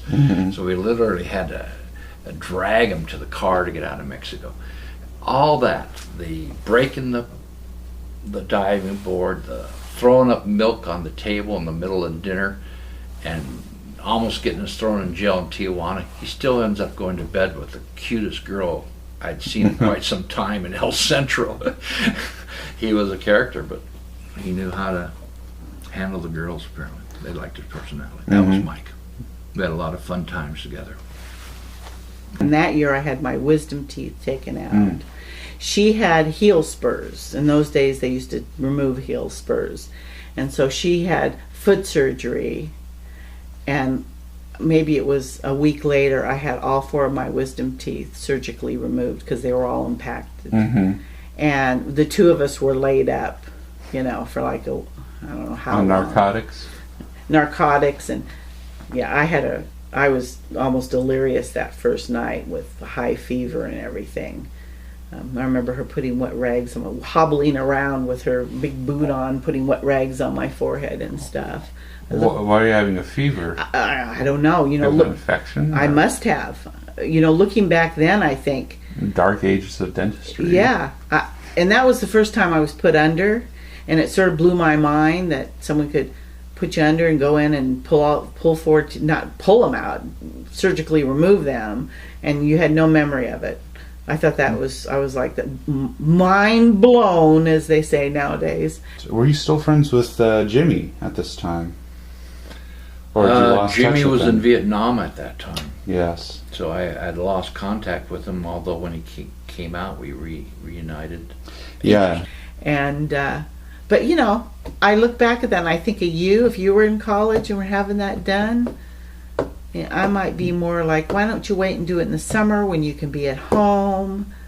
And I got a referral from my dentist in Orange County, and he sent me to these oral surgeons, and they did it, and I survived. But then I'm the one in second year of medical school who had my tonsils removed. Right.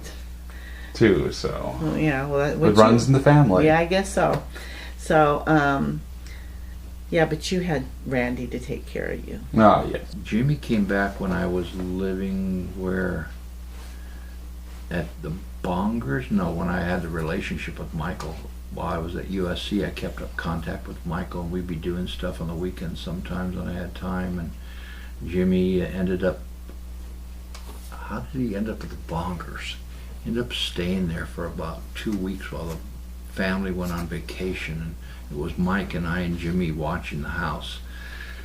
And it was a disaster. Jimmy started getting into muscle relaxers because he said he had back injuries and alcohol, and he'd mix them, and he'd just get so crazy and dopey. I remember him taking Esther's stereo unit apart and couldn't put it back together, and when they came home it was all laid out on the carpet. She was so pissed, rightfully so, at Michael for allowing Jimmy to do that.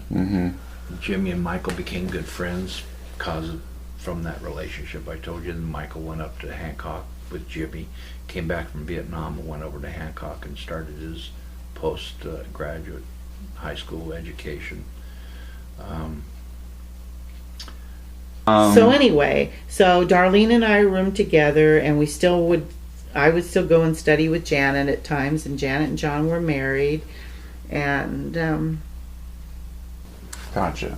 So, a couple names I want to get to on this list before we do it. John Colick and George Libbon.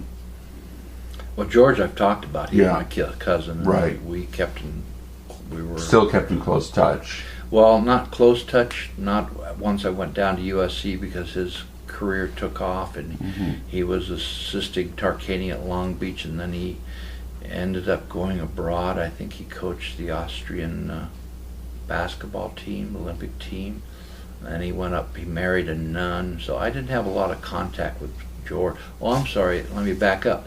Before he went over to Austria, he was the high school coach for some small Catholic school in East LA, and I went over there often to help him coach, so we kept in contact that way. And then when Ray Washmere and I got an apartment one summer during USC down on the beach, Manhattan Beach, George came down and lived with us occasionally, stayed there. He and Kelly stayed with us, but it was Washmere and I's apartment. We had just had enough room for them as well. then after that year, Darlene and I transferred down to California State Fullerton. Mm-hmm. And she lived with my mother and me. I say my mother and me because my dad then had taken a job with Lutheran Church in America as a fundraiser and counselor. Kolic, Kolic. Yugoslav. John and Tom, twins, were my teammates on the track team. They both threw the discus and the shot, and I got to be real good friends with John. And Mom and him became real good friends too. Tom was the more serious type and was in architectural school and didn't like to mess around or go crazy, but we all weightlifted together along with another famous athlete, Al Furbach, who won the Olympics for the United States in the shot put, and they were all heavy, before I got involved, heavy weightlifters. I weightlifted, but they were heavy weightlifters.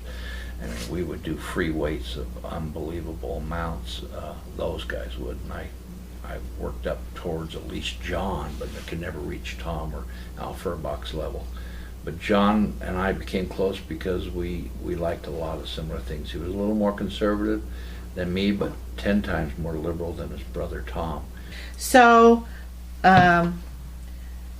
it was one of those things that I said, okay. So then I started working full time at Disneyland.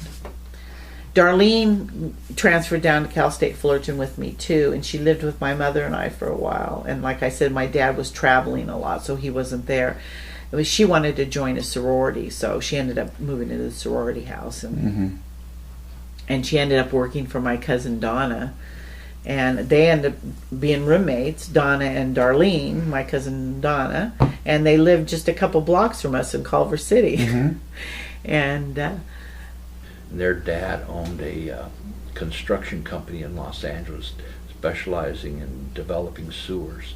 And it doesn't sound like much, but his dad started from just him and his brother and built it into a multi-million-dollar business. And John and Tom took over for it when his dad retired, so they're very wealthy, both of them. They live in Los Angeles now. John and I used to hang. We used to go to parties when Mom and I and Huey would have parties, go to parties. We always had John come along. Huey went out with John and Tim partying sometimes when I'd stay with Mom to do something different or go to bars. They enjoyed John and Huey, and Tim always going to bars trying to pick up girls. I didn't vacation with John at all, but we were pretty tight because of track and that, and he was a nice guy. I got to know his family real well too. When did you first meet Huey? When they bought their house together. And I remember distinctly that meeting. Was that the house on Dumbarton? Yes.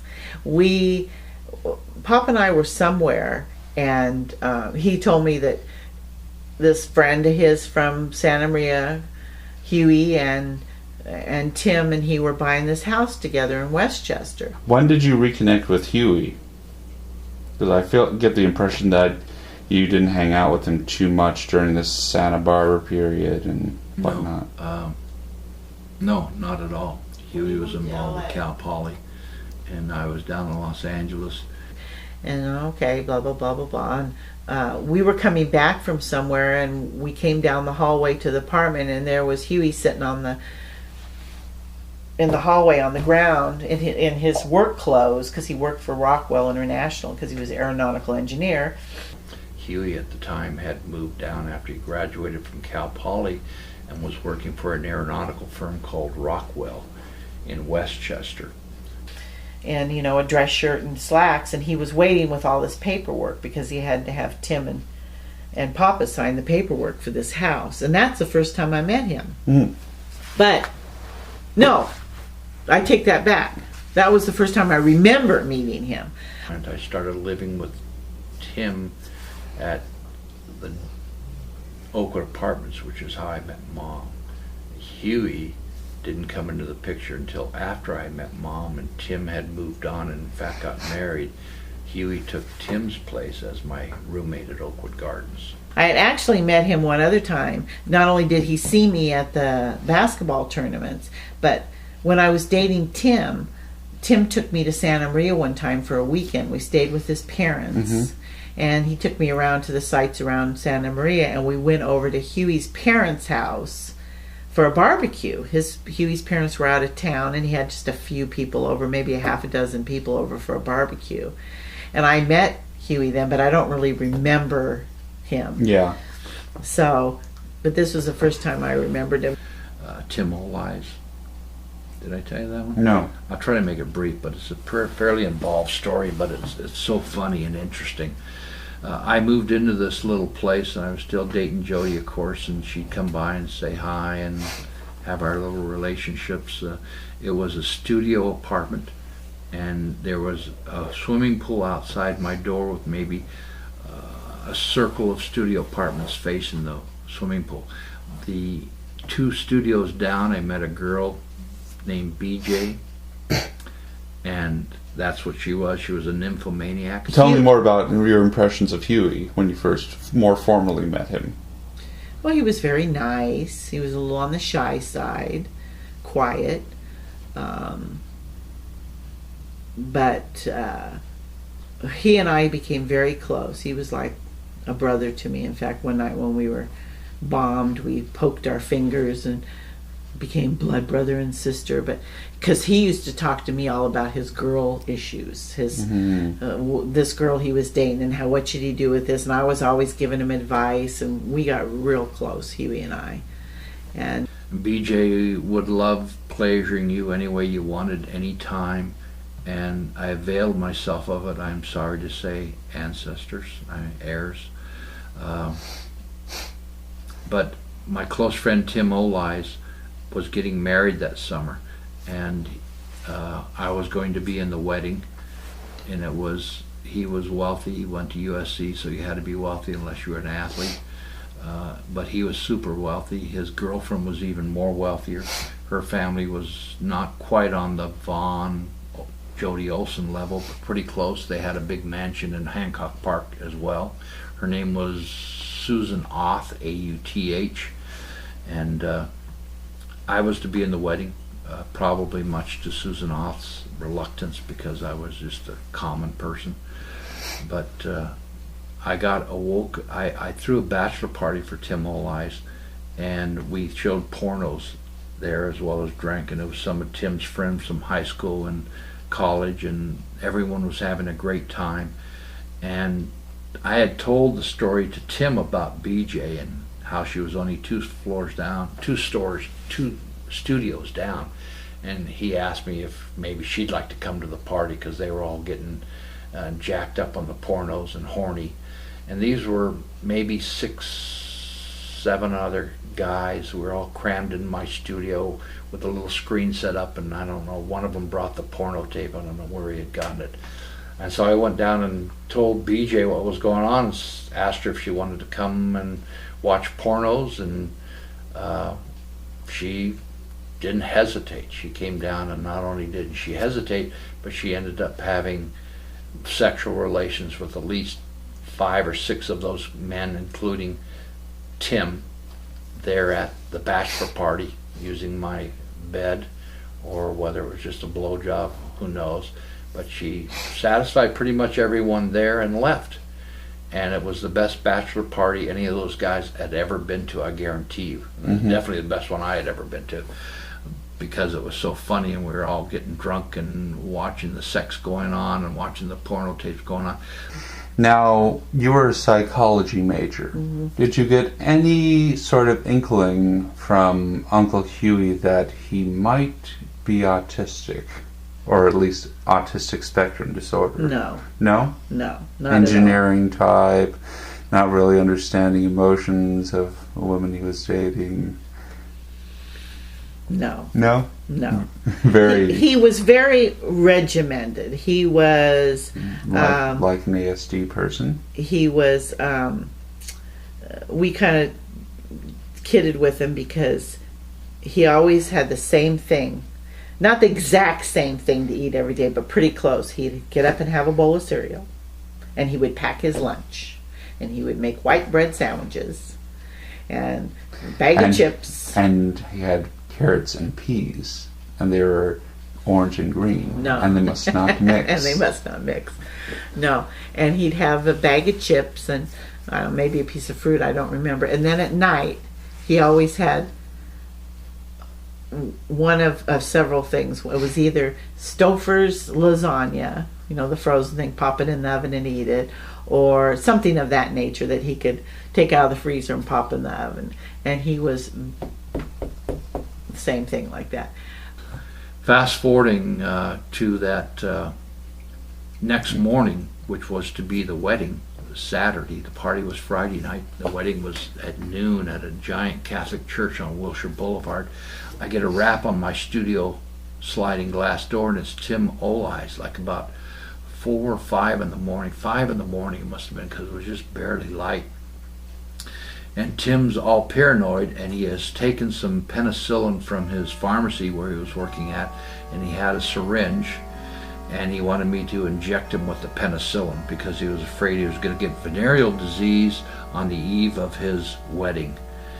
And I was half asleep, and I couldn't believe what was going on.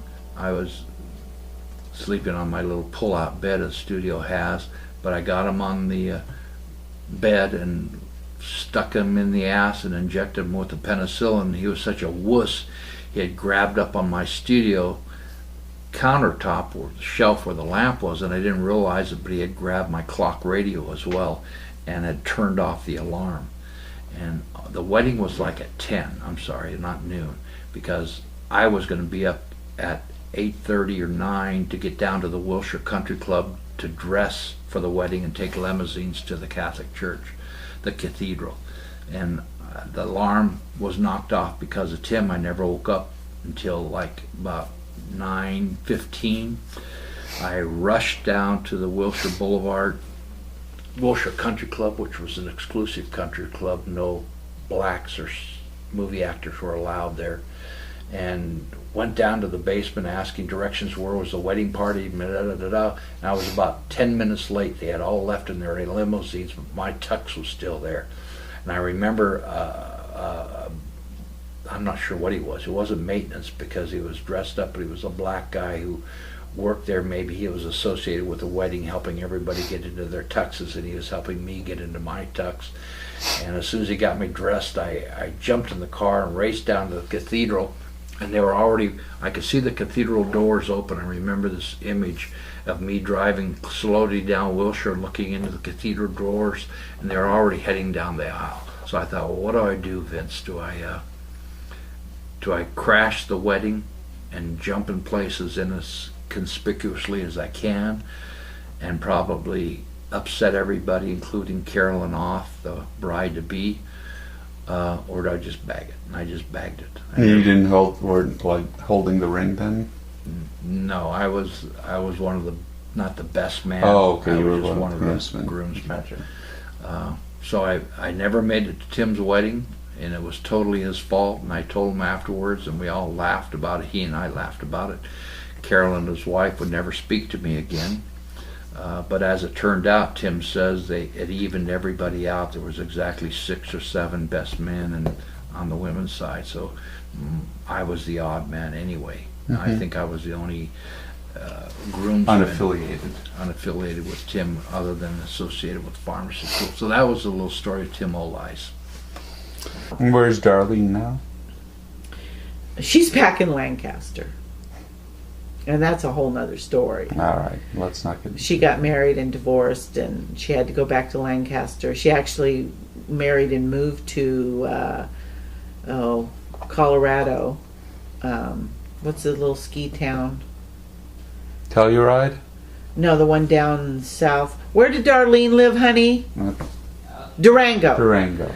And her husband was, in fact, she went back to get her teaching credentials, and he was her teacher, so he was quite a bit older, and they got married, and he went and taught in Durango, and they lived there, and then they divorced years later. And she had to move back to Lancaster to take care of her parents. Next topic I want to touch is probably the most interesting person I've ever heard about in your life, and there's so many stories about him.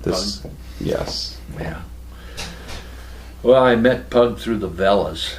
John and Chris were from the San Fernando Valley, and Pug got to know them there growing up in the valley, along with their group that they hung out with. I want to get your independent view on that we talked extensively about was Pug.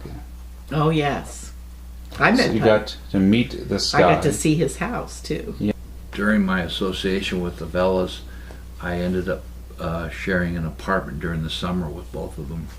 The year that John graduated, in fact, because I remember he was flying up to Oakland for sessions or practice during the summer. And I got to know Pug because these 5 hung together all the time. And Pug was, like you said, the most interesting character, one of the most interesting that I had met. And what years did you know him? Probably from, I got to know John my second year Chris and John my second year, so it would have been from '69. Pug would come down to USC. Pug would always take advantage of whoever he could take advantage of, not in a mean way necessarily, but just he knew John real well, so he'd come down and get into games and was able to get access to what he did best of all, which was steal stuff, through John and Chris. And Do you remember Pug's original name? Actual name? Yes. Henry Winkler. Henry Winkler. Wait. Yeah. You were friends with Fonzie? No. It was a different Henry Winkler. Different Henry Winkler. Yeah. But that was his name. But Jewish? Yeah. Yes. Okay. You didn't want to call him Henry Winkler. You wanted to be Pug. You didn't like Henry Winkler. But anyway, he'd come down to USC, and because I was hanging with John and Chris, that he would be involved, and I got to know him that way. That's how our relationship grew. And then when I went to live in San Fernando Valley one summer with Chris and John, then I became even more closer to him and got to watch and observe him closer. Yeah. Did you go on any of his adventures, or was that a guy thing only? Oh, that was a guy thing. That was before I knew Papa. And his name was Henry Winkler. Yes. Some of the crazy things he did. Well, he always had a camera with him, and he had a house in San Fernando Valley that had pictures of him with celebrities. That's probably the most amazing thing that I think of him doing, and I got to experience a couple of the shots firsthand because I was involved. But you'd walk into his house and you see these glossy 8x10 color photos of him standing next to Nixon, Robert Kennedy. I didn't see him with John Kennedy. Political people that high. Any celebrity of the day you can think of, whether it's a recording artist or an actor. He had a picture. Mom can attest to this and probably remember some of the pictures better than I can. Mm-hmm. And when he took me and showed me his house, I could not believe it. The most impressive one that I saw on his wall was Frank Sinatra. And it was impressive Yeah, because of all the mob surrounding Frank Sinatra. Exactly, and that's what he said. He said, of all the celebrities I got, Frank's was the hardest. Get next to him, he said, I was never more scared in my life.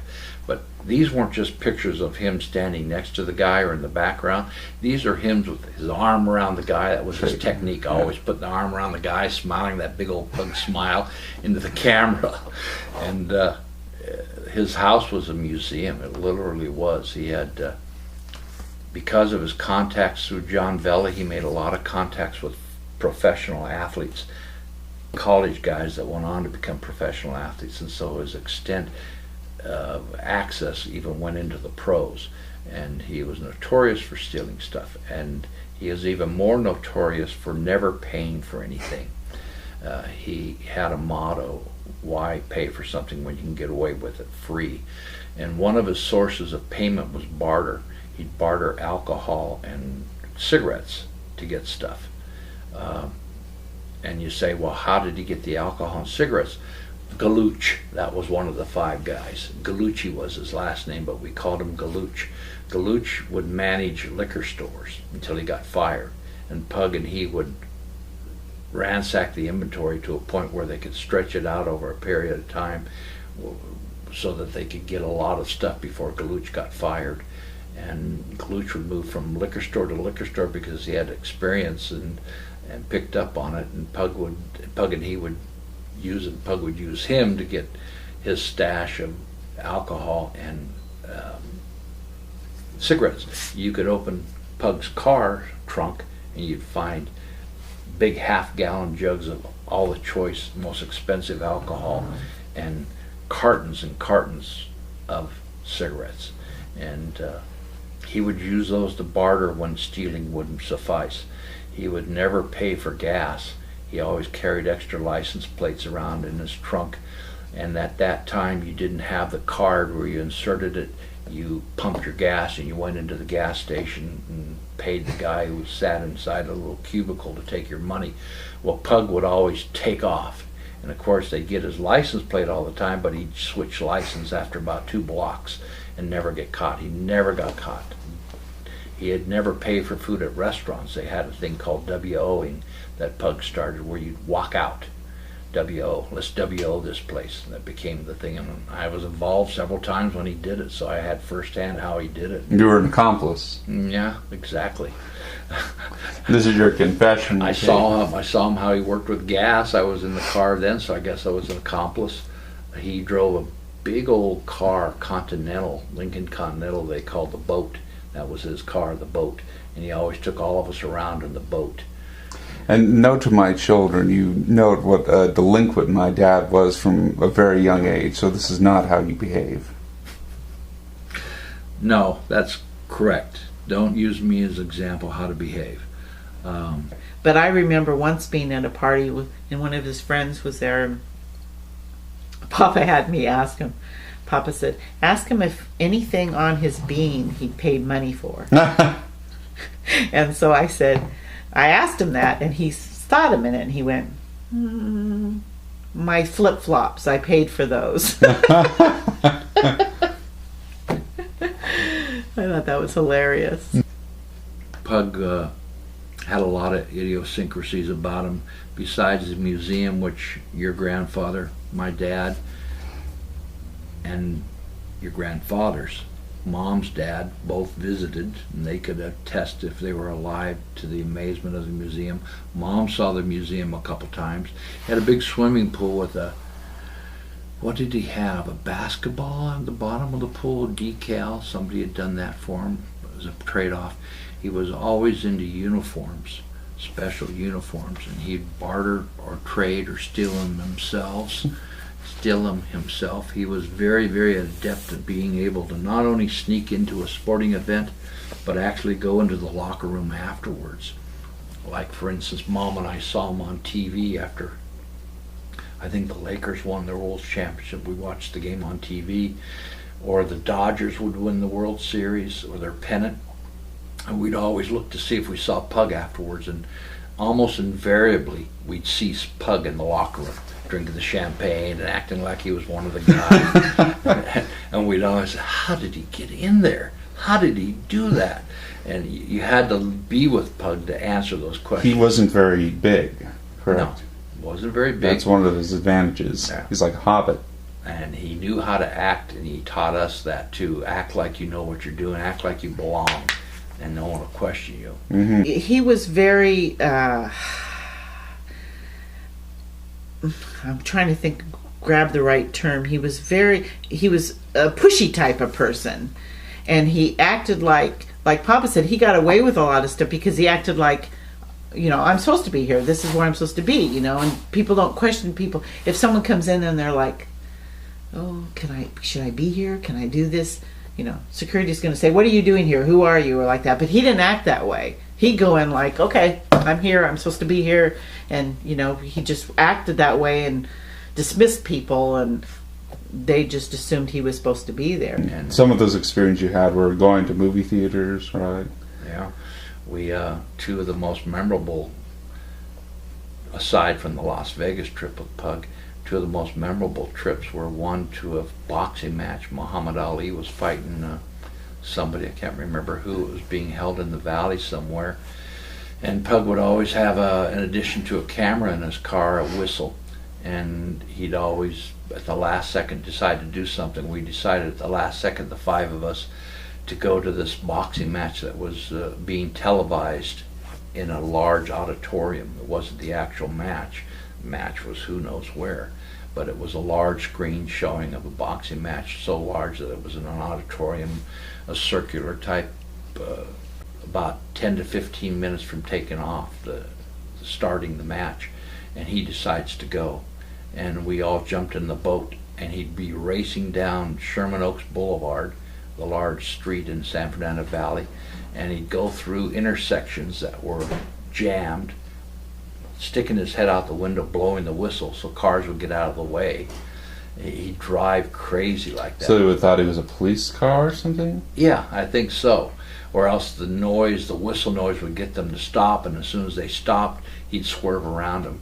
We come up to this big arena, and it has obviously it was sold out, and there was no parking, but the parking next to the arena was up a slope, maybe a 50-yard slope, and there was a parking lot for just the main people and the special guests to the arena. And Pug, I remember on this instance, drove up that slope, and the guy said, "You can't come in here." And Pug said, "Oh, I just have to turn my car around," or whatever lame excuse. And the guy was at the bottom of the slope, and he led us up to the top. And so we thought, God, I can't believe he's got his parking right next to the arena just because he handed that guy that line. And we were all ready to go in. We didn't know how we were going to get in. We didn't have tickets. But Pug decides he wants to start collecting money. He thought, that guy's collecting $5 or $10 from those people who are coming up to let them park in this reserved parking. So he started stopping the cars a second time. And for 5 minutes he stopped maybe a dozen cars and collected money from the half of them, saying that, yeah, you had to pay an additional $5 to be up on this level or something like that.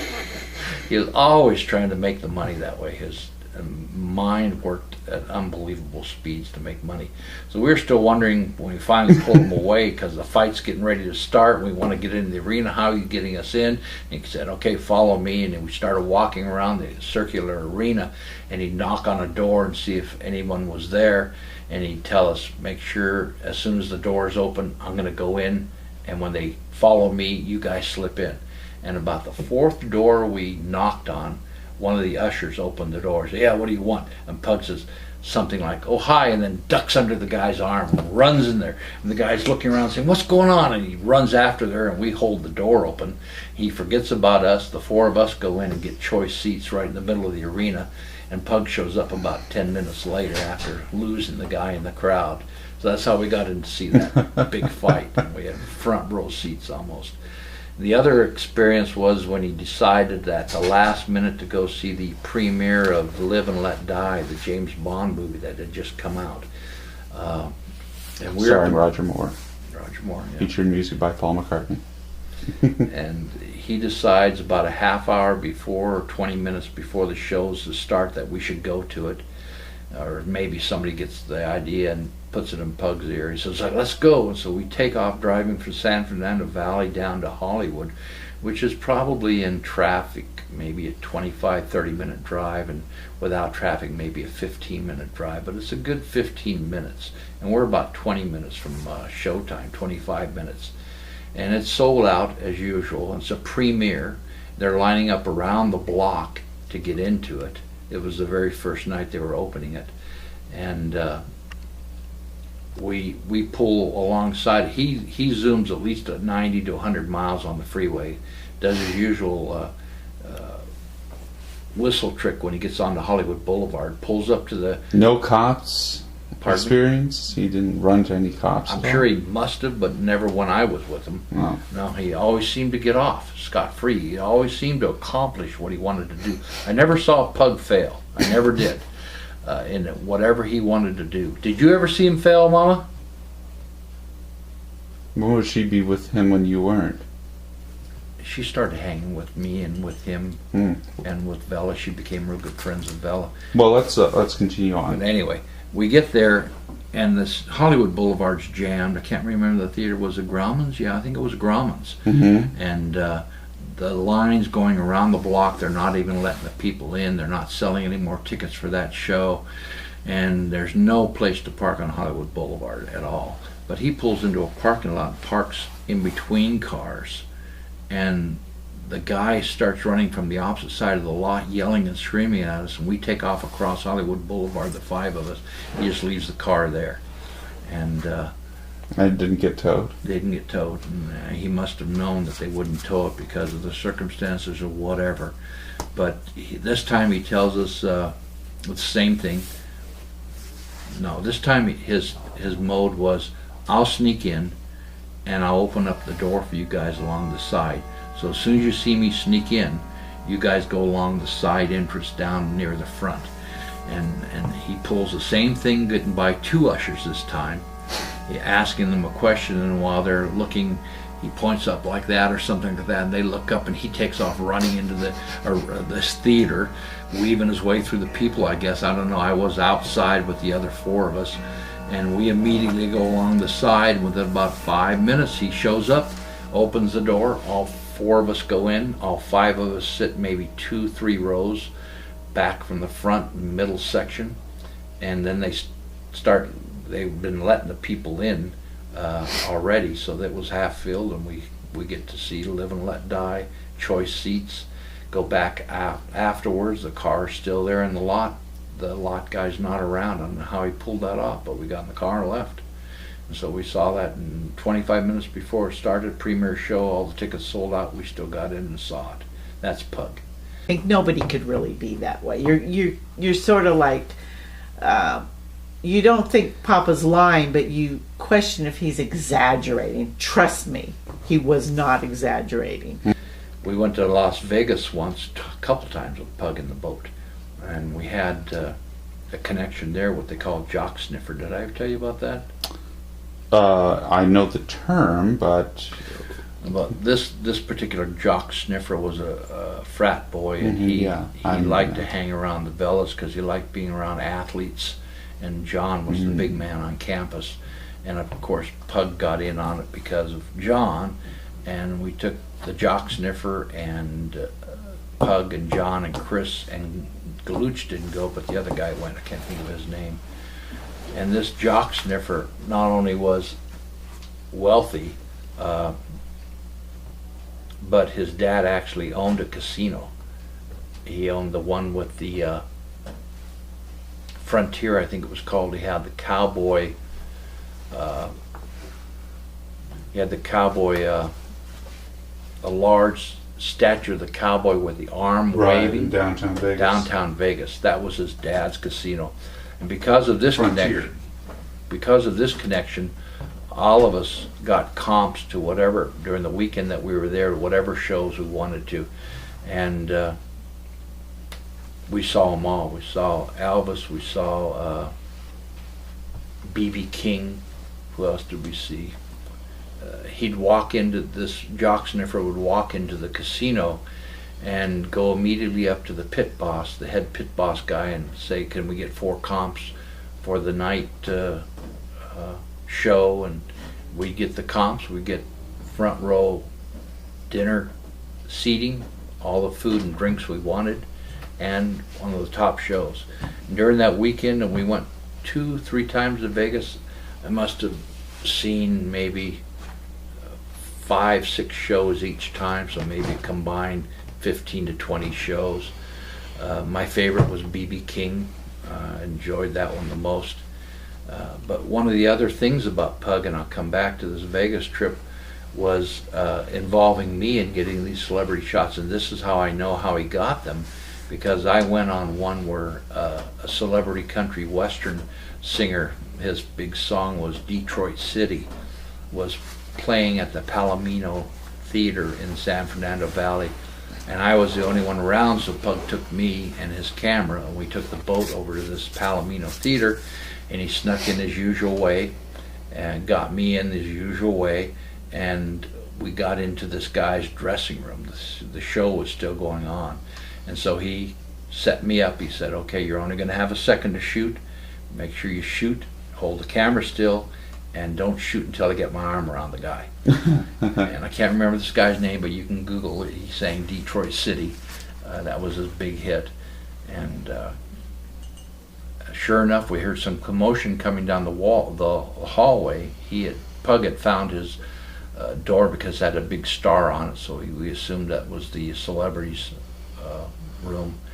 And the guy walked in and shocked when he saw us, and he had his ensemble behind him, maybe 5 or 6 guys. And Pug called him out by his first name like he had known him since birth, and said, hey, how's it going? I haven't seen you in a long time. He walks up to him and turns towards me, puts his arm around the guy. I shoot the shot, and it's up in the museum next week, 8x10 color. He had somebody make the photos for him. He bartered that for free too. But I can't remember the guy's name, but my shot made it to the museum. I also had a couple Bobby Bear? Bobby Bear. I also had a couple other celebrities that I took the pictures for in Vegas, and this is the tie-in. One was Jack Benny. We saw Jack Benny's show, but Pug snuck back into the room beforehand, before the show began, with the camera and with me. I got a picture of him and Jack Benny together. Jack was very accommodating. And the funniest one was Groucho Marx. We went to a Groucho Marx show, and he was doing a stand-up act, and we went backstage just like he did before, snuck his back, talked his way through, bluffed his way through, went to, this time he had Groucho Marx on the door of his little room, whatever they call those rooms that they give the celebrities before they go on. Their Star Lounge. I guess. I don't know. Some other term. But dressing room. Dressing room, yeah. And we opened the door. Pug knocks once, open the door, and starts talking to Groucho like he's his best friend again from birth. And Hebrew school. And Groucho's got this confused look on his face, didn't know who the hell we were. I peek in, and Groucho's sitting there with a cigar at this table with the lights all around the mirror, and he's smoking a cigar. He's got a spaghetti t-shirt on and his trousers, and that's it. And Pug says, you know, I'm only in town this time. Can I get a picture with you, Groucho? And Groucho's all accommodating, and he stands up, sure, take a couple. And so there I am taking a picture of Pug and Groucho Marx smoking a cigar with Pug's arm around him. That makes it up in a week later at the museum. And that one's taken by me. So I got 3 pictures up in that museum that I took. And he had a few parties, and I went to a few parties. Nice. That's Pug, and that's the many celebrities that I came in contact with, brushed elbows with, because of Pug. But the most amazing thing is how he always show up in those locker rooms. That summer that I lived with the fellas, he decided to take a cross-country trip, and he called us from Denver the first night and said that he exclaimed over the phone. He reversed the charges naturally, and he told us over the phone, we were all huddled around the phone listening to him, that he made it to Denver on $12. That's all he had to spend. The rest he bartered with his alcohol or his cigarettes, or just WO'd the restaurants without paying. I don't know how he did the motels, but maybe he slept in the cars. But he was his intent during this 2-week vacation that he took was to visit the sports museums and see what he could snatch from them. And he visited the Canton Football Museum, professional football. He went up to Canada and went to the Hockey Museum, and he went over to the Basketball Museum, was it? No, somewhere in Florida. I don't think it was a museum, it was something else. But he called us from Colorado, and then about 4 or 5 days later, maybe a week later, we saw in the paper that Bobby Hall, famous Hall of Famer hockey player, had his shirt and skates stolen from the museum. And it made the news because they had been stolen a few days earlier, and Bobby Hall had run into a kid who was wearing the jersey and had roughed up the kid, and that made the national papers. The kid had run off with the jersey, and apparently Pug had used the kid to steal the jersey and the skates, and Bart had given the kid. And I know how he did it because he told us he would have in his trunk also, in addition to the alcohol and the cigarettes, jerseys, whether they were basketball jerseys of famous players like Bill Russell or Jerry West, or whether they were baseball jerseys or football jerseys. He had them in his trunk, the extra ones, and he would give away 20 practice jerseys for Bobby Orr's Hall of Fame jersey. And sure enough, the Bobby Orr's Hall of Fame jersey is in his museum now, hung up with a real nice glass encased album. I don't know what you call it, not album, but Trophy. picture frame. Okay. So that's how we knew Pug had gotten, how he got it, and how he made the news indirectly, because Bobby Orr had roughed up the kid that apparently had stolen the jersey. Mom and I read about him in the news later on in life, finally sneaking into a Major League Baseball spring training facility and just about escaping with a whole ton load of jerseys that he would use for trade. They never arrested him because they had him promise that he wouldn't visit their facility anymore. If he made that promise, they would let him go, which is what they did. I think that... Did he revisit the... I don't know. He might have, knowing him. But I remember another incident. There was a famous Heisman Trophy winner named Marinero who went to one of the Ivy League schools, Yale, I think it was. But he was a football All-American player. And that's what he was. It wasn't the Heisman. He was a football All-American from Yale. And he and John were voted to play in the college all-star game in Hawaii. So naturally Pug went along and got freebie on it. And he made the national news that time because he stole Marinero's equipment bag containing his helmet from Yale and his jersey. And Marinero was really upset. And Pug and John told us how it occurred afterwards. He was going down the elevator with John, and Marinero got on the floor with his case, the suitcase that he was carrying all of his gear in, apparently. And John, I'm not sure exactly how it occurred. I think Marinero stepped out of the elevator. No, yeah, he stepped out of the elevator, and no, Pug grabbed it and made a dash. That's what it was. Right before the elevator was closing, he made a dash out the door with Marinero's case. And Marinero turned to John. John said, "I just played dumb. I acted like I'd never seen the guy in my life." And Marinero had his case stolen with all his Yale valuables, Ivy League. Yale doesn't sound right, but it was one of the big schools back there. Inside the case, the bag, travel bag that he was carrying, that he had to wear. You wore your college uniform for the all-star game at that time, so the people in the stands would know what school you had played for. Like John had his USC helmet and his jersey. Anyway, the Marinero jersey and football helmet made it to the Hall of Fame as well. It wasn't just sports and equipment and celebrity pictures that were in the museum. It was more than that. He also stole or bartered and traded with people who had stolen artifacts from historical reference. He had John Adams documents, 2 documents with his signature on it. He had a Minuteman musket, which I don't know how in the world he got. I remember interesting interplay with Pug once. I said, Pug, what about me? I hold the SC record for the javelin. Would you like to add my javelin to the museum? And he sort of laughed and said, no, thanks. And Steve Smith was with me at the time. He said, however, I will take your pole that you set the world record with, Steve, if you'd like to give it to me. And the pole was now in the museum. So Steve gave him the pole, plexiglass, whatever, fiberglass rather, pole. But my javelin wasn't good enough to make the museum. But he had stuff like that, Declaration of Independence, art of that era, 1770 stuff in there. I don't know how he got or where he stole it from or how he got hold of it, but amazing stuff in that museum. And it was funny because he would, if he didn't know you, he'd follow you around while you walked from room to room. Every room in the house was a setup of celebrity pictures or artifacts.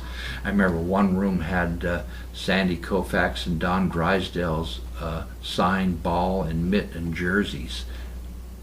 And I don't know how he got it other than stealing it, the jerseys and the mitts, because they wouldn't give those away. But he had them real enshrined in a real nice glass frame again, and it took up like half the wall. It was so large of a display. I mean, it wasn't just shabby displays. They were really displayed in a classy manner, real well. You had to see the museum, and like I said, your grandfathers both saw it, and they were amazed. He made the LA Times once with a little article about his house, which he regretted doing because now he said, I should have never done it. I gave up to my ego to have a chance to be printed in the newspaper, but now he was afraid, even though the address wasn't given out, that he'd be robbed. Yeah. Which, again, I don't know if he was. That was later on after Mom and I were together, and I didn't have contact with the Bellas as much, and I didn't know what Pug was doing. I don't know if Papa told you this. He was a probation officer. Yeah.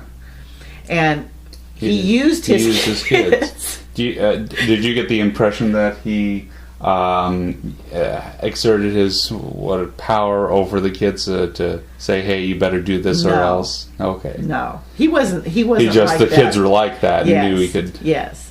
Interestingly, he worked for the probation department, juvenile probation department, and a lot of the kids that he was a parole officer for did his thievery for him.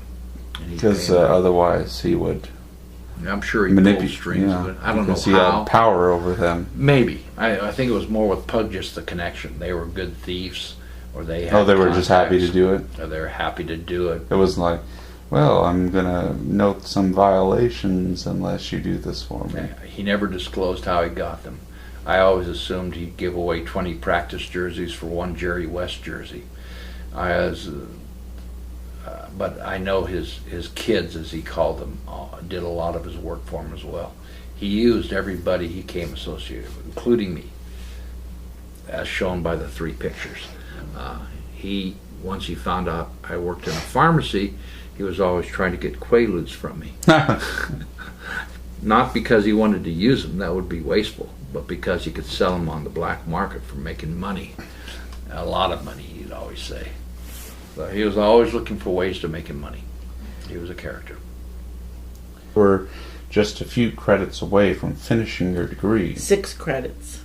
And why? What was the motivation for you to find not finishing? After you put all that work in the previous Well, my last years. semester there, my grades were not good. Because, in fact, I dropped a couple classes because I was in love. There's one other turning point in your life. Mm-hmm. And I wanted to be with Papa. Well, the law school was interesting, too, because... What got you interested in law? My dad. Okay. I didn't want to practice... Well, let's back up even more. After I graduated from USC, Coach Wolf helped me get the feelers out, and Coach Goo, for recruiting jobs. I wanted to start at a college level. I didn't want to start at high school. And I got offers from maybe 4 or 5 different junior colleges for track and football. but no basketball. And I was determined I wanted to coach basketball. So I didn't know what to do then. I had already had shot down that I was going to be able to coach basketball. I had been stuck with a long doctorate degree in pharmacy, but had made my way through that. So I decided that, this is crazy. Maybe I'll just go into law, get into a profession that is interesting at least. And my dad had dropped out of law school because of starting the family, so I'd make him proud and finish law school. It seemed like a real interesting field. Did you ask his advice about it? My dad? Yeah. No, he never gave me any advice on anything. I didn't want to be going to school. I had to work to keep that job, and so I had to work. And we were young and having a good time. And he was working as a pharmacist and going to law school. And our free time, we were having a good time doing stuff. My mom never gave me any advice, pretty much on anything other than mom. She gave me some advice on mom, which mom will remember better than I will. But anyway, a guy I got connected with at Oakwood Apartments while I was living with Tim, he had played basketball in college, and we became good friends. And Oakwood Gardens had a miniature type court, full court with baskets at both ends, but it wasn't a full length court. It was smaller, that you could play one-on-one and literally go up and down the court shooting at the baskets and get a real good workout. It was an ideal court because it was encased in cyclone right on Sepulveda Boulevard, cyclone fence, so the ball wouldn't go off. And I loved playing out there. But in any case, those hoops are now destroyed, as we learned. Yes. This guy I got to be friends with, I can't remember his name right now. I have it in my autobiography. He was quite a character, but a pretty good, decent ball player, and we got to be close friends. He had found out through his college coach they were having tryouts for a European team, and they were holding the tryouts down in Long Beach. At that time, the European teams were allowed to place 2 Americans on their team, and they paid maybe $25,000 a year, and you would stay with a family in the town where the team was. This particular team was in Nice, and they would house you, so you had the room and board, and they'd pay you the money, and they'd give you a loaner car, so you had a car. And I thought that would be great to travel around Europe. You had already applied to law school, though? I had applied, yeah. We're just waiting to hear back. I didn't hear back. And I wanted to be as available as I could. So one day he finally had a talk with me and about school. And he says, you're here a lot. You're not really going to school, are you? And I said, barely. And he said, well, why are you still going? If you're not really interested in it, why are you going? And I said, I don't know. The application to law school was interesting because it was a matter of turning towards my source of Alan Hancock and his wife Miriam. And I had leaned on them a couple times because they had told me to do so, and I became real close with them through high school because of my athletic career. And I'd go out to Rosemary Farm where they had their farm, ranch, mansion, whatever you want to call it, and visited with them. I had taken Terry Lee out a couple times. They liked Terry Lee a lot, and they knew the Brownell family from connections. Rosemary Farm was interesting because it was also innovative with ranch eggs. I don't know what they were doing to the eggs, but they came out triple yolks and occasionally a quadruple yolk. And my brother-in-law, the man who married my sister Mary Lou, was in charge of the egg ranch. So he lived out at Rosemary Farm. It was the mansion where the Hancocks lived with land behind him. It was a big farm area where he did his innovating irrigation, and it was an egg ranch. Rosemary Farm eggs were famous in Santa Maria, and probably still are, I don't know. But he ran the egg ranch. And you asked how I financed pharmacy school. I remember asking them for a loan at one time when I was short of cash. And they lent me like $500, which I paid back to them. So when it came down to law school, someone suggested, or maybe I came up with my own, contact Miriam Hancock. So she was so fond of me. Oh, she also knew of Jody. she knew the Vondre family real well. Hancock did. So Jody visited out to Rosemary Farm when she came up to Santa Maria with me a couple times. And so I kept up the contact with the Hancocks, and particularly Miriam Hancock. Alan was getting feeble at that age, and memory was failing, but Miriam was running the business. I knew her well.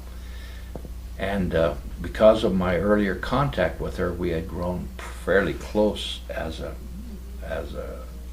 you might get to people like that. I think a big part of it was I was a psychology major. If I got a degree in psychology, what would I do with it? I could teach. And that, unless I went There's on, a number of things you could do. unless I went on to get my master's and that, and I just wasn't into it then. And so I called her and asked her if she could help me at all getting into a law school, or if she could even recommend one to me. And she said, well, I can get you into law school. Which would you like to go? Santa Clara is great. Loyola is great. Both Catholic schools, because they were heavily into Catholicism.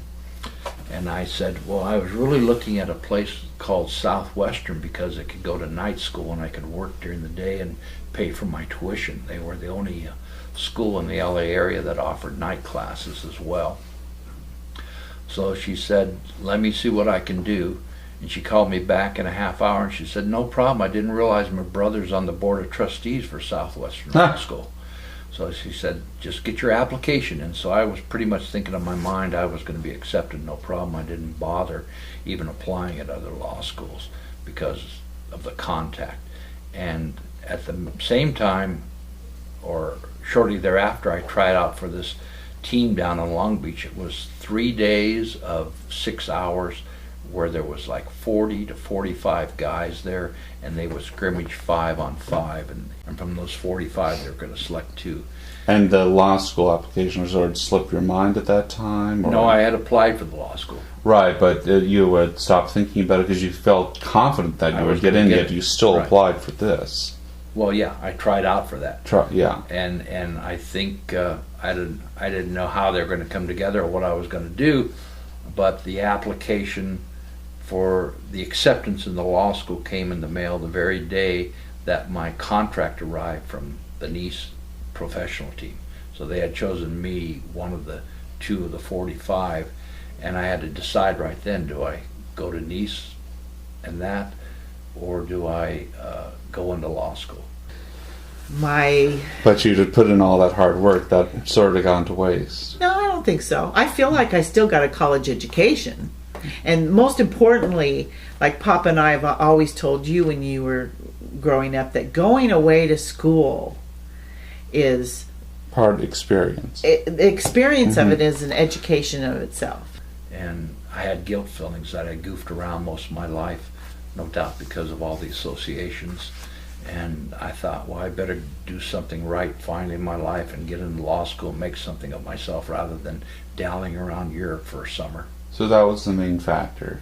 That was you had not met Louise Mama at this time. No, I had not met her yet. I want you to look into that camera right now, and I want you to describe what your grandkids should do. Don't do what your grandmother did. Get your education.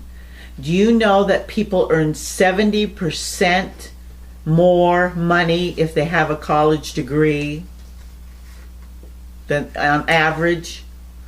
Get your education. If not only to have your degree, but the experience. If you can go away to college, go away to college. And finish. And finish. Don't do what your grandmother did. Was Jody an influence in going to law school more? No, because at that time, as I was talking earlier about timing and everything, I was hot and heavy to marry Jody maybe our senior year, where she wasn't ready, and she was still wavering between me and Terry Dado.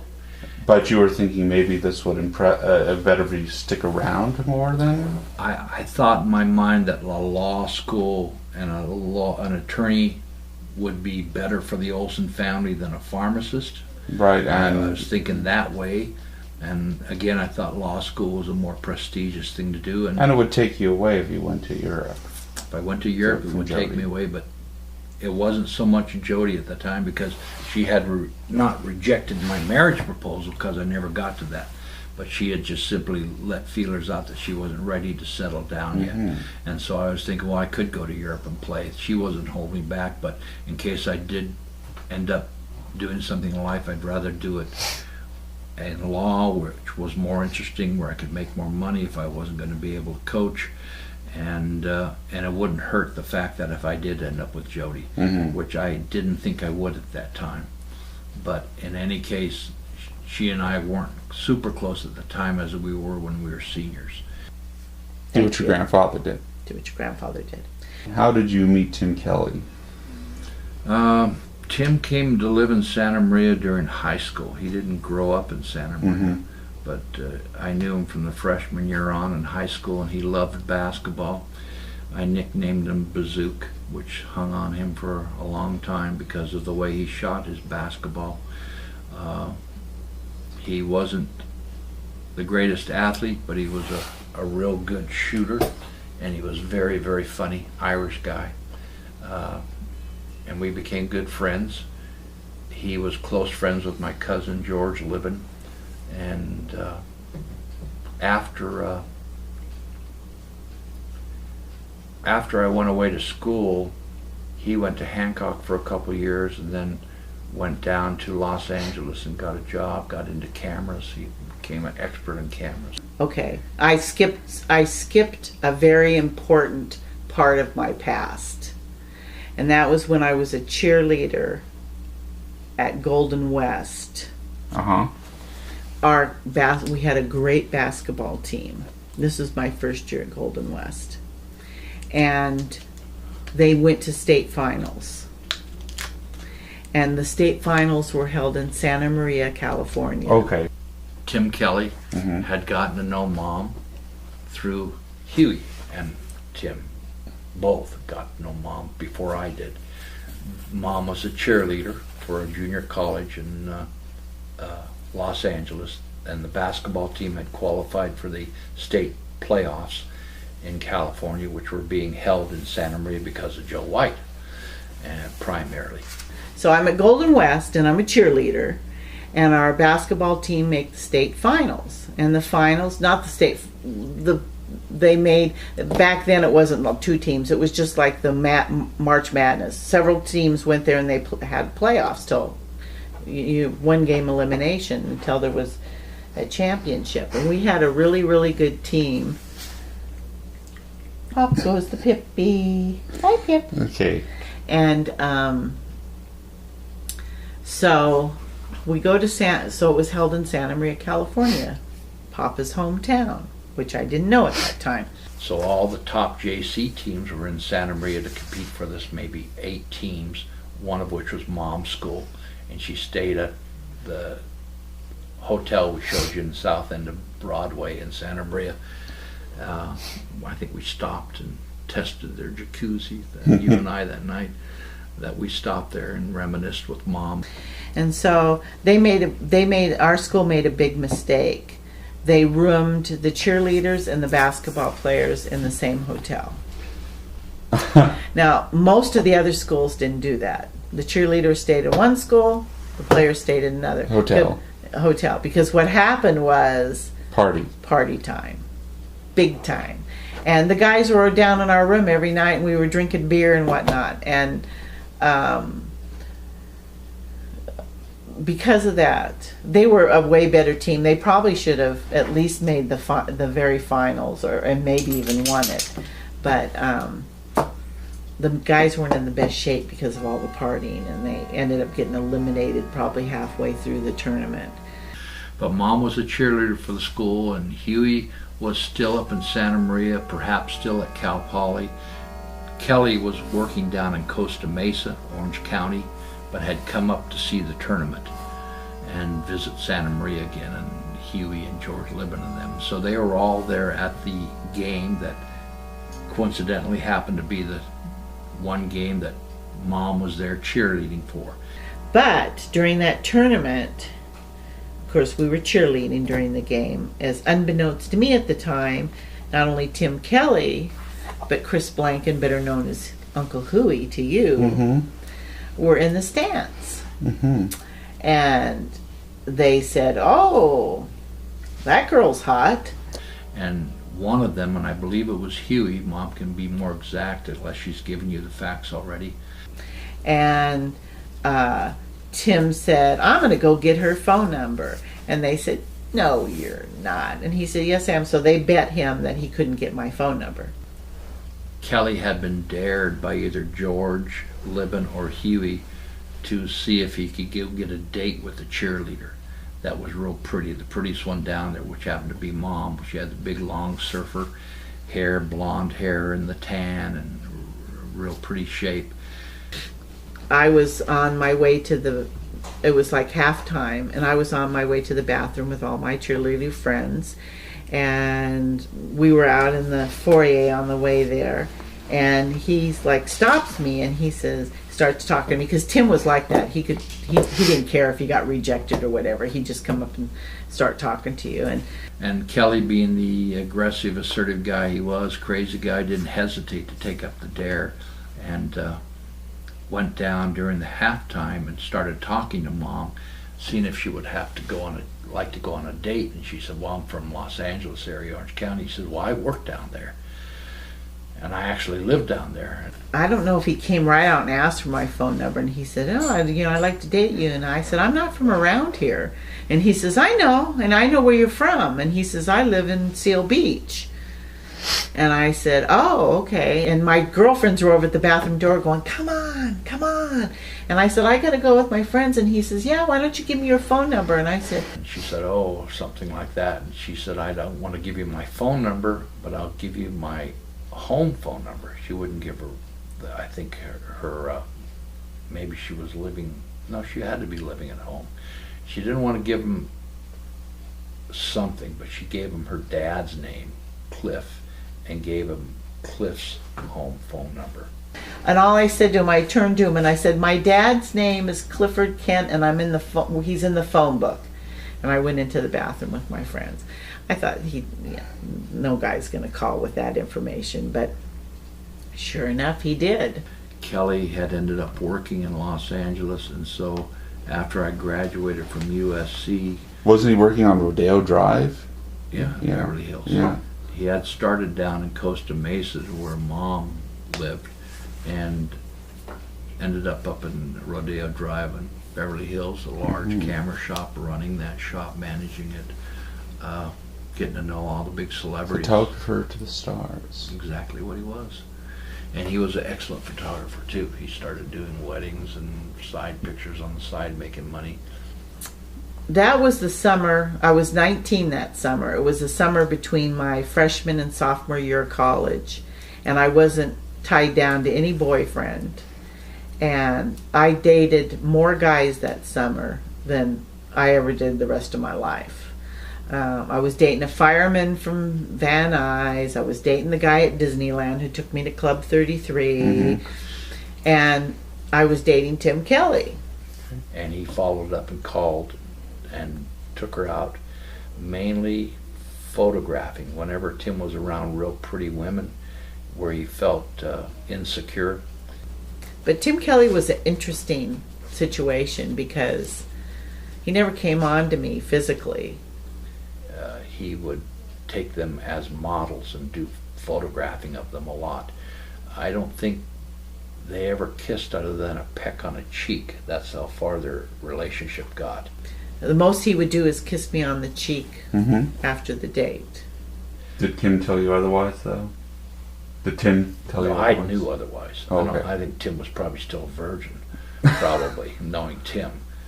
So he introduced me to a lot of fun things. So every date with him was fun. He taught me how to play pool. But yeah, he wasn't the best looking guy. He was a funny guy, and he was a nice guy. So I knew he wasn't going to score with Mom, and she was probably involved because of the fun time that Tim always showed you. We would sit and watch TV and say, okay, here, what's going on in this show? Okay, he's mad at her and blah, blah. Okay, on to the next channel. What's going on here? We try to watch we just did dumb stuff like that. He was a classy guy. He'd have me over to his apartment, and he always fixed, I think, looking back, I think it was the only thing he could cook was filet mignon. He always believed in drinking over the only the most expensive scotch and only the best cigars. And he always quoted that famous quote from that humorist, a woman is just a woman, but a good cigar is a smoke. Mm-hmm. That's how it goes. He always fix me a filet mignon and not barbecue it like he should have from Santa Maria.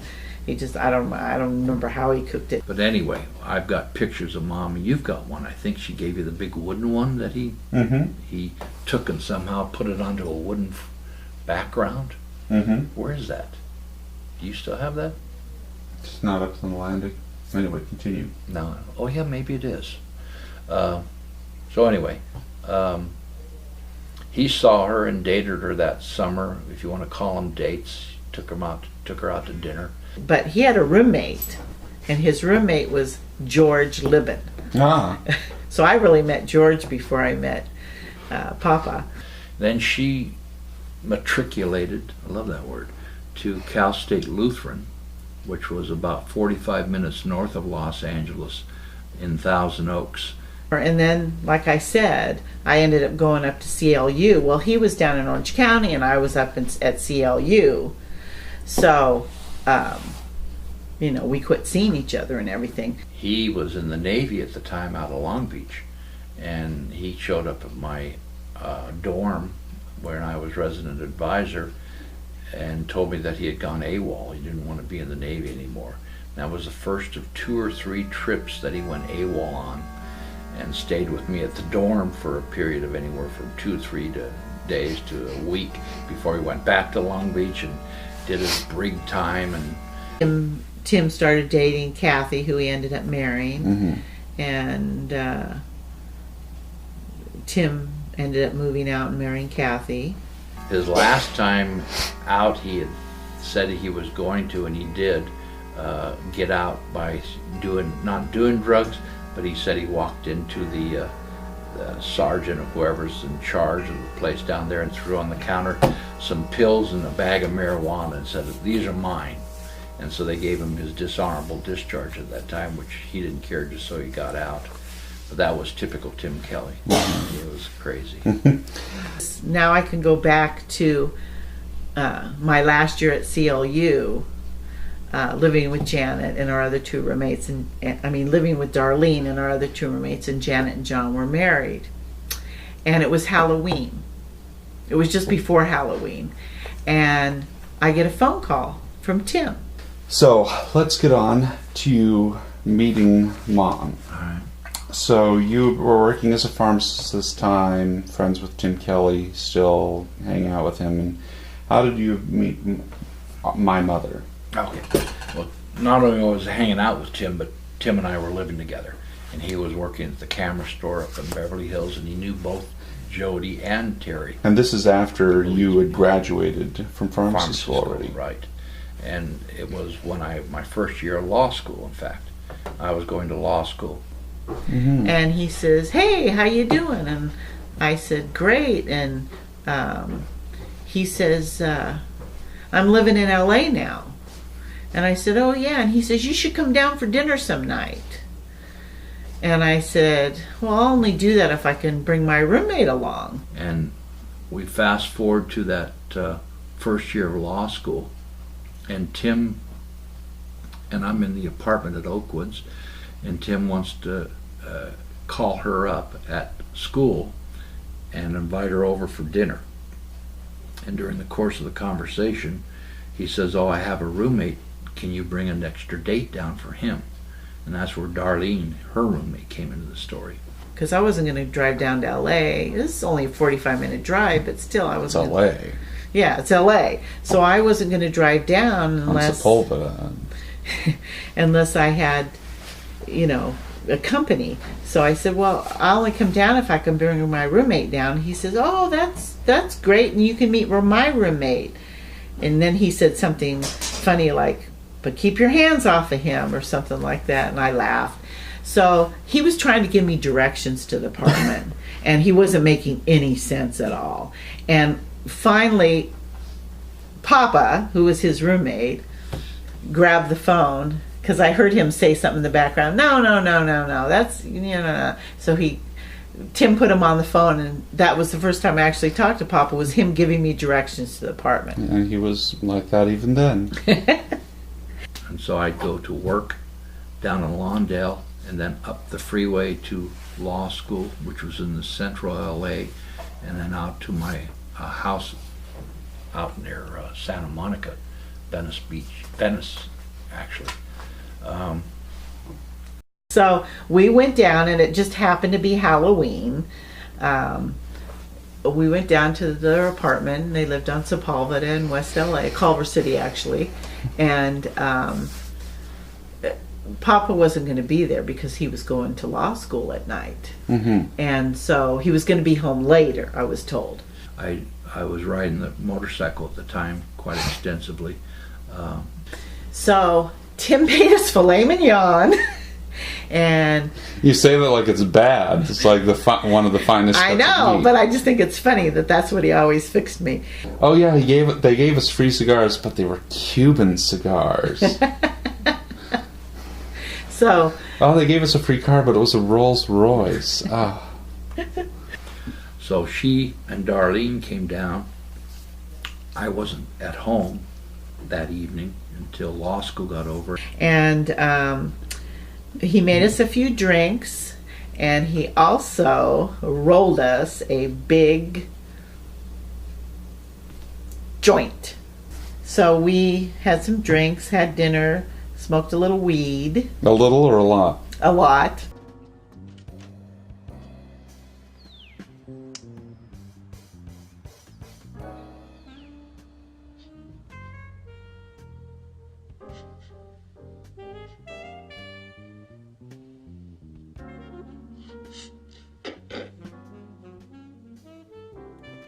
We were having a good time, doing stuff. I won't go schizo, will I? There's a distinct possibility. We were young and having a good time.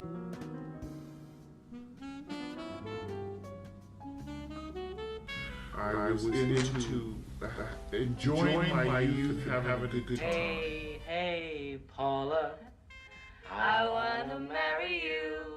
Hey, hey, Paula, nobody else could ever do. I was into enjoying my youth and having a good time. Having a good time. Doing young and having a good time. I was into enjoying my youth and having a good time. Doing a good time. Anything else? No. Any quaaludes? No. Okay. So then it got to be after 9 o'clock, and in walks Papa. And I'll never forget it because he had this shirt on like it was a pullover cotton shirt that was African material style. It was like blue with African print on it. He was Rastafarian? I don't know. But he walked through the door, and I looked up, and I was like, whoa, this guy's good looking. I got home about 9:15, 9:30, and I walked in the apartment, and there were all three of them, drunk as could be. And so he said, I remember him saying, looked over at us and said, let me go get in some more comfortable clothes. I'm going to have to catch up with you people.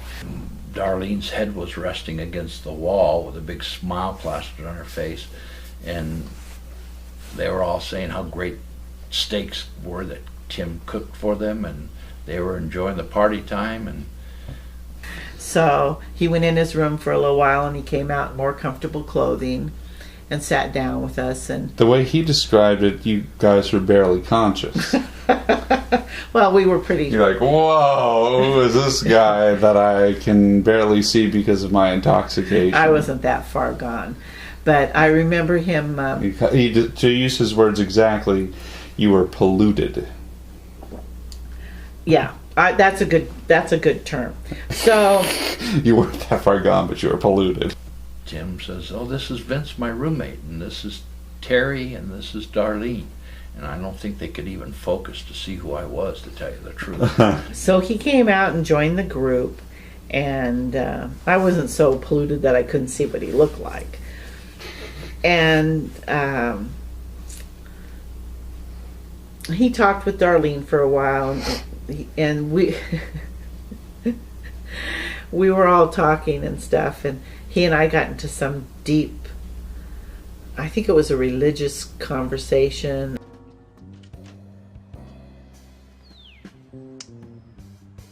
Okay. So that means that our whole solar system could be like one tiny atom in the fingernail of some other giant being. Oh, this is too much. That means that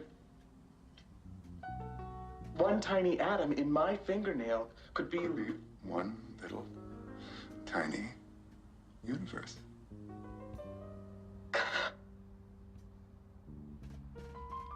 Or a philosophical conversation. Do you know that if is the middle word in life? If you can keep your head when all about you're losing theirs and blaming it on you, if you can trust yourself when all men doubt you. I mean, I can't, I'm a little man. Could I buy some pot from you? Mr. Smoothness, he says, oh, why don't we go into my room and continue this conversation? So I was like, okay. But that was my first meeting with Mom. So we went into his bedroom, and we were still talking and stuff, and we ended up together that evening, although in the biblical sense? Not in the biblical sense, at least as far as Mom's concerned. I like to tease her otherwise. But I don't know what he told you about that, but whatever he told you probably wasn't true. That you slept in the same bed together? We slept, and we did sleep in the same bed together. But I think we ended up, because it was so late and they were so polluted, sleeping in the bed together, but not having any kind of sexual intimacy. I did not have sexual relations with that woman. Well, weren't you worried about getting pregnant? By then I knew the facts of life. And Darlene ended up with Tim. And Tim always gave me a hard time the next morning, saying, you weren't supposed to end up with Terry. I was supposed to be with her. Da-da-da-da-da-da. But the funny part was because I wasn't really Tim's date, but I think Tim was hoping to be with me. Yeah. And because I sort of dumped on him, he was sort of chasing after Darlene, and Darlene wasn't really interested in him. So. But anyway, that first night, as much as we could, after Mom sobered up, we talked, and we found we had a lot in common. And anyway, we went in the bedroom, and we were laying on the bed and continuing this philosophical conversation, and he leaned over and kissed me.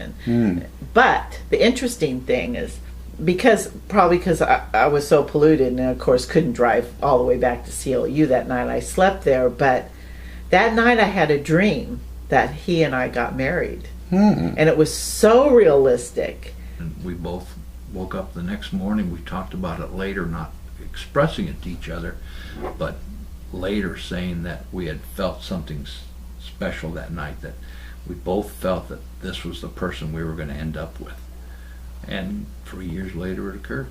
In fact, now when I think about it, I mean not now, but as later when I thought about it, we got married around a swimming pool. And it was this swimming pool, but I hadn't seen this swimming pool yet. It was years later. It was years later when we lived here, and I looked at that swimming pool and I said, "That's the pool that was in my dream." Isn't that weird? That is weird. And she was polluted. Initially, when I got there, yeah. So her sense came from a drunken state. Yeah. So you dreamed a dream. So I dreamt that dream that we were getting married. So when I woke up in the morning, I felt really close to him, because I felt like we were, a couple or something. I mean, that dream was so realistic that I had this warm feeling when I woke up and everything. And then, but in any case, I remember us both remarking afterwards that we had a special feeling towards each other, even though I don't know how it could have been with that meeting her in that kind of condition and state, and me being set up with her roommate, which I knew ahead of time that's who I was being set up with. But in any case, that's Mom's and I first meeting, and the rest is history, as they say. When I woke up, I was like, I gotta, because it was Monday morning. Mm-hmm. And I said, I gotta go back to school. I got class. So, okay. And he was laying in bed, and I remember him grabbing my hand, and he said, do you think you'll come back sometime? And I said, oh, I might. So, no, I think as the evening wore on and we're into the early hours, everybody had sobered up. In fact, I think I remember us going down to the jacuzzi that evening even, or going to play ping pong. They had a giant ping pong recreational room with ping pong tables and pool tables in it. So I think the evening wore off the booze. I like to hope so, that she saw me through lucid eyes rather than unsober eyes. But when I woke it's also weird is he doesn't even really describe you guys sleeping at all. You like went into a jacuzzi or played ping pong that night. He said you guys sobered up throughout the night or something like that. Anything else? No, that night activity-wise? No, he's getting that mixed up with other nights when I went down there. We did a lot of fun things like that. He's getting mixed up. My memory's better than his. The days went on that Mom would and I would keep up in contact. Darlene and I left, and I remember on the drive back, Darlene said she was a little annoyed that I, had left her with Tim, but she was. No offense to you, Tim, if you're watching this. But she was okay with it. But she said something funny. She said, "I don't know, that Vince seems a little strange." And I said, "Why? What do you mean?" And she said, "Well, she said I was sitting next to him. This is early on in the evening. I was sitting next to him, and we were having a conversation, and he was asking me all these questions, like where I went to school and where I lived and this and that and this and that. And then I decided to ask him questions, and I said, well, where are you from? And he answered, my mother. And he stood up and walked away. Now knowing Papa, that doesn't surprise me, but that sort of surprised her. And she said, that was weird. And I said, yeah, that was kind of weird, blah, blah, blah. And she'd stop, and we'd go do stuff on her way between school and home, or school and work. She worked at Disneyland at the time, and my apartments were about halfway between the two, school and Disneyland. So we went back to school and stuff, and then he called me and he wanted me to come another time. And so I said, well, I'd have to bring Darlene again. So I talked Darlene into coming up again, and that was the night where we did all the ping pong. Okay. And Tim lost his contacts in the pool, but they were tinted blue.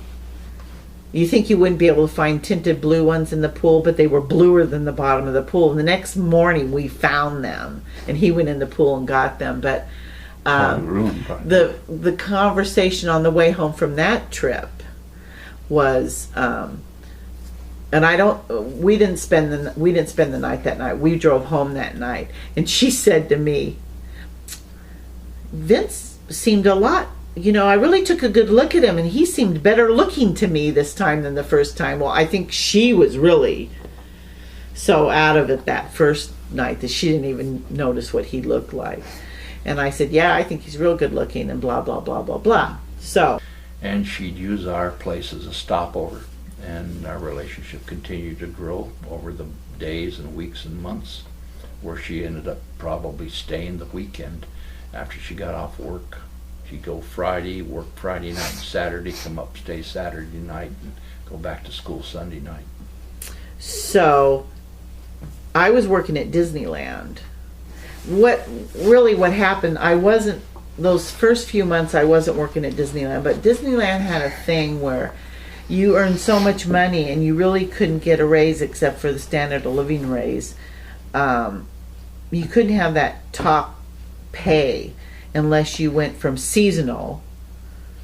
The first year at CLU I was working seasonal, which meant you only worked Christmas, maybe Easter, maybe Thanksgiving, and summer. And when you were seasonal, you only had full benefits when you were working in the summer, when you were working 40 hours. And you never got up to the top pay raise. You had to be what they called permanent part-time to get top money. And you had to work at least 4 hours a week. So I decided I wanted to do that my last year up at CLU, and I said, okay, I'm gonna do that, and I'm gonna drive down to Orange County every weekend to work at Disneyland. Well, then when I met Papa, it worked out perfectly, because here's Thousand Oaks where CLU was, here's Disneyland down here, and here's Papa right in the middle. So I would leave classes Friday and go to his apartment and spend the evening with him and Tim, and then I would leave the next morning and drive to work at Disneyland. I usually work Saturdays and sometimes Sundays, and then I'd drive back up and I'd see him Sunday night, and I'd go back to school on Monday. So this went on for quite a while. And Huey and I and Tim got together and bought a home in Westchester, which we found one evening after strenuous driving around with you. So we had bought that home together, and then Tim ended up getting married to Kathy, and Huey and I started living together at Oakwood. But I met Mom while Tim and I were living at Oakwood, before Huey came into the picture. They ended up buying out Tim's share of the house. Huey and Papa did. So Huey and Papa just owned the house together. And then what happened was real estate was going crazy in California. So they decided, well, let's list this house for sale, but put it at a real high price. And just, if we sell it for that, fine. If we don't, then, we'll stay here. So they did, but after a few months, houses went up so drastically that they got an offer, and for the price. There was no negotiation, and they were trying to avoid the realtor because they really didn't want to sell it, but they were sort of stuck because they had signed a contract and the people were meeting their price. So finally they had to take the call from the realtor, and they had to sell the house, and they moved back to Oakwood Apartments. And so then it was Huey and Papa living together. And of course I was there a lot. And by then I had transferred down to Cal State Fullerton and was working at Disneyland more, and coming to their apartment more. I was practically living at the apartment, let's call it what it was. But still, for appearance sake, I was living with my parents, but I was hardly there at all. And going to Cal State Fullerton, but I wasn't into school anymore. I was more into, if I had free time, I wanted to go up and be with him. But we barbecued a lot. They had a portable barbecue on the patio. They had patio. They had 2 balconies, and they got that great apartment because of me. Because those apartments were set up normally when Papa lived with Tim. There was a living room, a kitchen, and then the bedrooms were on the opposite side of the living room, and they each had their own bathroom. And at the end of the living room was either a patio or a balcony, depending on what floor you lived on. And when Huey and Papa ended up selling their house and going back to Oakwood, I went with them the day they were going to pick out their apartment. And she said, well, the only apartment we have left is this one on the 3rd floor on the corner, but it's not set up like the other ones. The bedrooms are both on the same side. And the one bedroom has a bathroom, attached to the bedroom, and the other one you have to go out in the hallway to the bathroom. And so they were like, no. She says, but it did, and then she offhandedly said, but it does have 2 balconies. And they were like, no, we're not interested. And I said, wait a minute, let's look at it. I heard that 2 balcony thing, and I was like, let's just see what it looks like. So we went up there. It was on the 3rd floor, which was the top floor. It was right on the corner on Sepulveda. You could see Washington Boulevard from there. And it had a patio facing an empty lot and a balcony off the master bedroom that faced Sepulveda. So I said, I don't know, you guys, I think this is pretty cool. And once they saw it, they agreed, but there was a little discrepancy because the master bedroom was, I don't remember if it was a little bigger, but it did have the balcony off of it and the bathroom right. You didn't have to go out in the hallway to the bathroom. But Huey said he would take the smaller bedroom. I think Papa maybe paid a little more in rent. I don't know how they worked that out, but So they ended up taking it. Was the best decision ever because we had so much entertainment sitting on those balconies. Mm-hmm. The empty lot turned into a place where kids used to ride their. It was a lot of dirt that was hilly, and they used to ride their bikes on the weekends. And we would sit out there and watch these kids do, jumps and flips and all this. And then on Sepulveda, there was always something going on. We even saw President Ford go down it in his big limousine with the thing. And there was always some cops chasing some criminal and stuff like that. And so we had a lot of entertainment there. So they had a portable barbecue pit. Like I do. Yeah, off, and we had that on the balcony that was off the living room. How'd you get that up there? I don't know. Well, they got it up there. They had, then the apartment was furnished, so they didn't have furniture. They just moved their clothes in basically, and they had shelves with, in those days, everyone who was a young person had shelves made out of plywood and bricks. You put not little bricks, blocks, and you'd put, a slab of wood, blocks at each end, and in the middle another slab, and then you put books and your stereo equipment and went all the way up. I will say one thing is, for a couple bachelors, their apartment was very well decorated. Papa was always big on making sure wherever he lived, he hung pictures and he put stuff up. I remember whenever we had a party, the females would mention that. They'd walk in and they go, "This doesn't look like a bachelor apartment." It wasn't because of me, it was because of Papa. He always liked his places to look nice. And we had a lot of barbecues, a lot of parties, and we spent a lot of time doing like the ping pong and the jacuzzi, and it was just a real fun, happy time in our lives. And he was going to school and working as a pharmacist. Earlier at Santa Barbara, I was ready to get real serious with Terry Lee, and I was even telling her, why can't we get married while at Santa Barbara and have kids after we graduate type thing. And she was into sowing the oats, and it reversed later. And with Jody, it was the same thing. That she was, I was intent to marry her and had plans on doing that and how to even propose to her.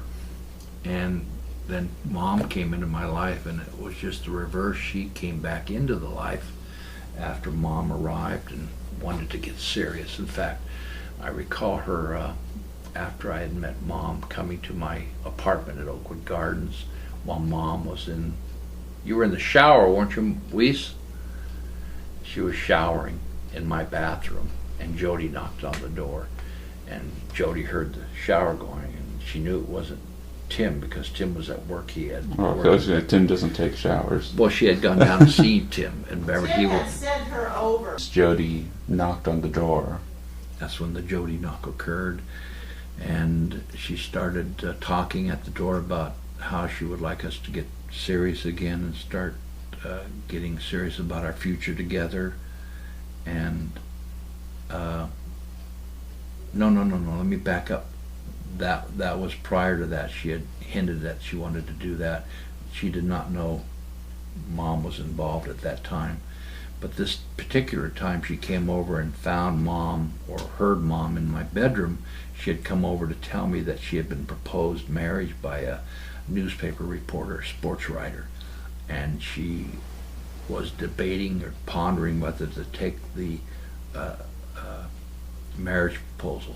He had proposed marriage to her, and she wanted to tell me that if I would just say that they had a chance, she would decline the proposal and we would start working, getting back together. And about 5 minutes into her talk, the shower started going on. I don't know if Mom heard our conversation or what, it was coincidental. But when she heard the shower, she said, "Is somebody in your bedroom?" And I said, "Yeah." She said, "Is another girl in your bedroom?" I said, "Yeah." And she turned around and walked away real quickly, and I ran after her. And Tim Kelly had sent her originally? I ran after her. I said, tried to explain to her, as a girl I started dating, you and I weren't exclusively dating any longer. What was wrong with that? Da-da-da-da. And she was just in tears, and she left, and I never saw her again. That was the last day I saw her. Her brother showed up a week later trying to talk me into it as well, because he wanted me as a brother-in-law. That's what he was saying. Stevie, the little one. Yeah. He was now like a high school kid, and wanted to know if I was going to get back together with his sister. And I told him I don't think so. I said no, she should probably accept the proposal, which she did. And they moved to Washington. I had heard through Stevie later on he was working for a Seattle newspaper up there. But I don't know if they stayed up there, if she moved back or what. She was pursuing photography as a career. And that's how you and Mom got together. Yes. I realized for the first time in my life the principle that timing is everything in life, and it really was. You realized it at that point, or was it later? I always knew it, but I realized the impact of it, how important timing was in life.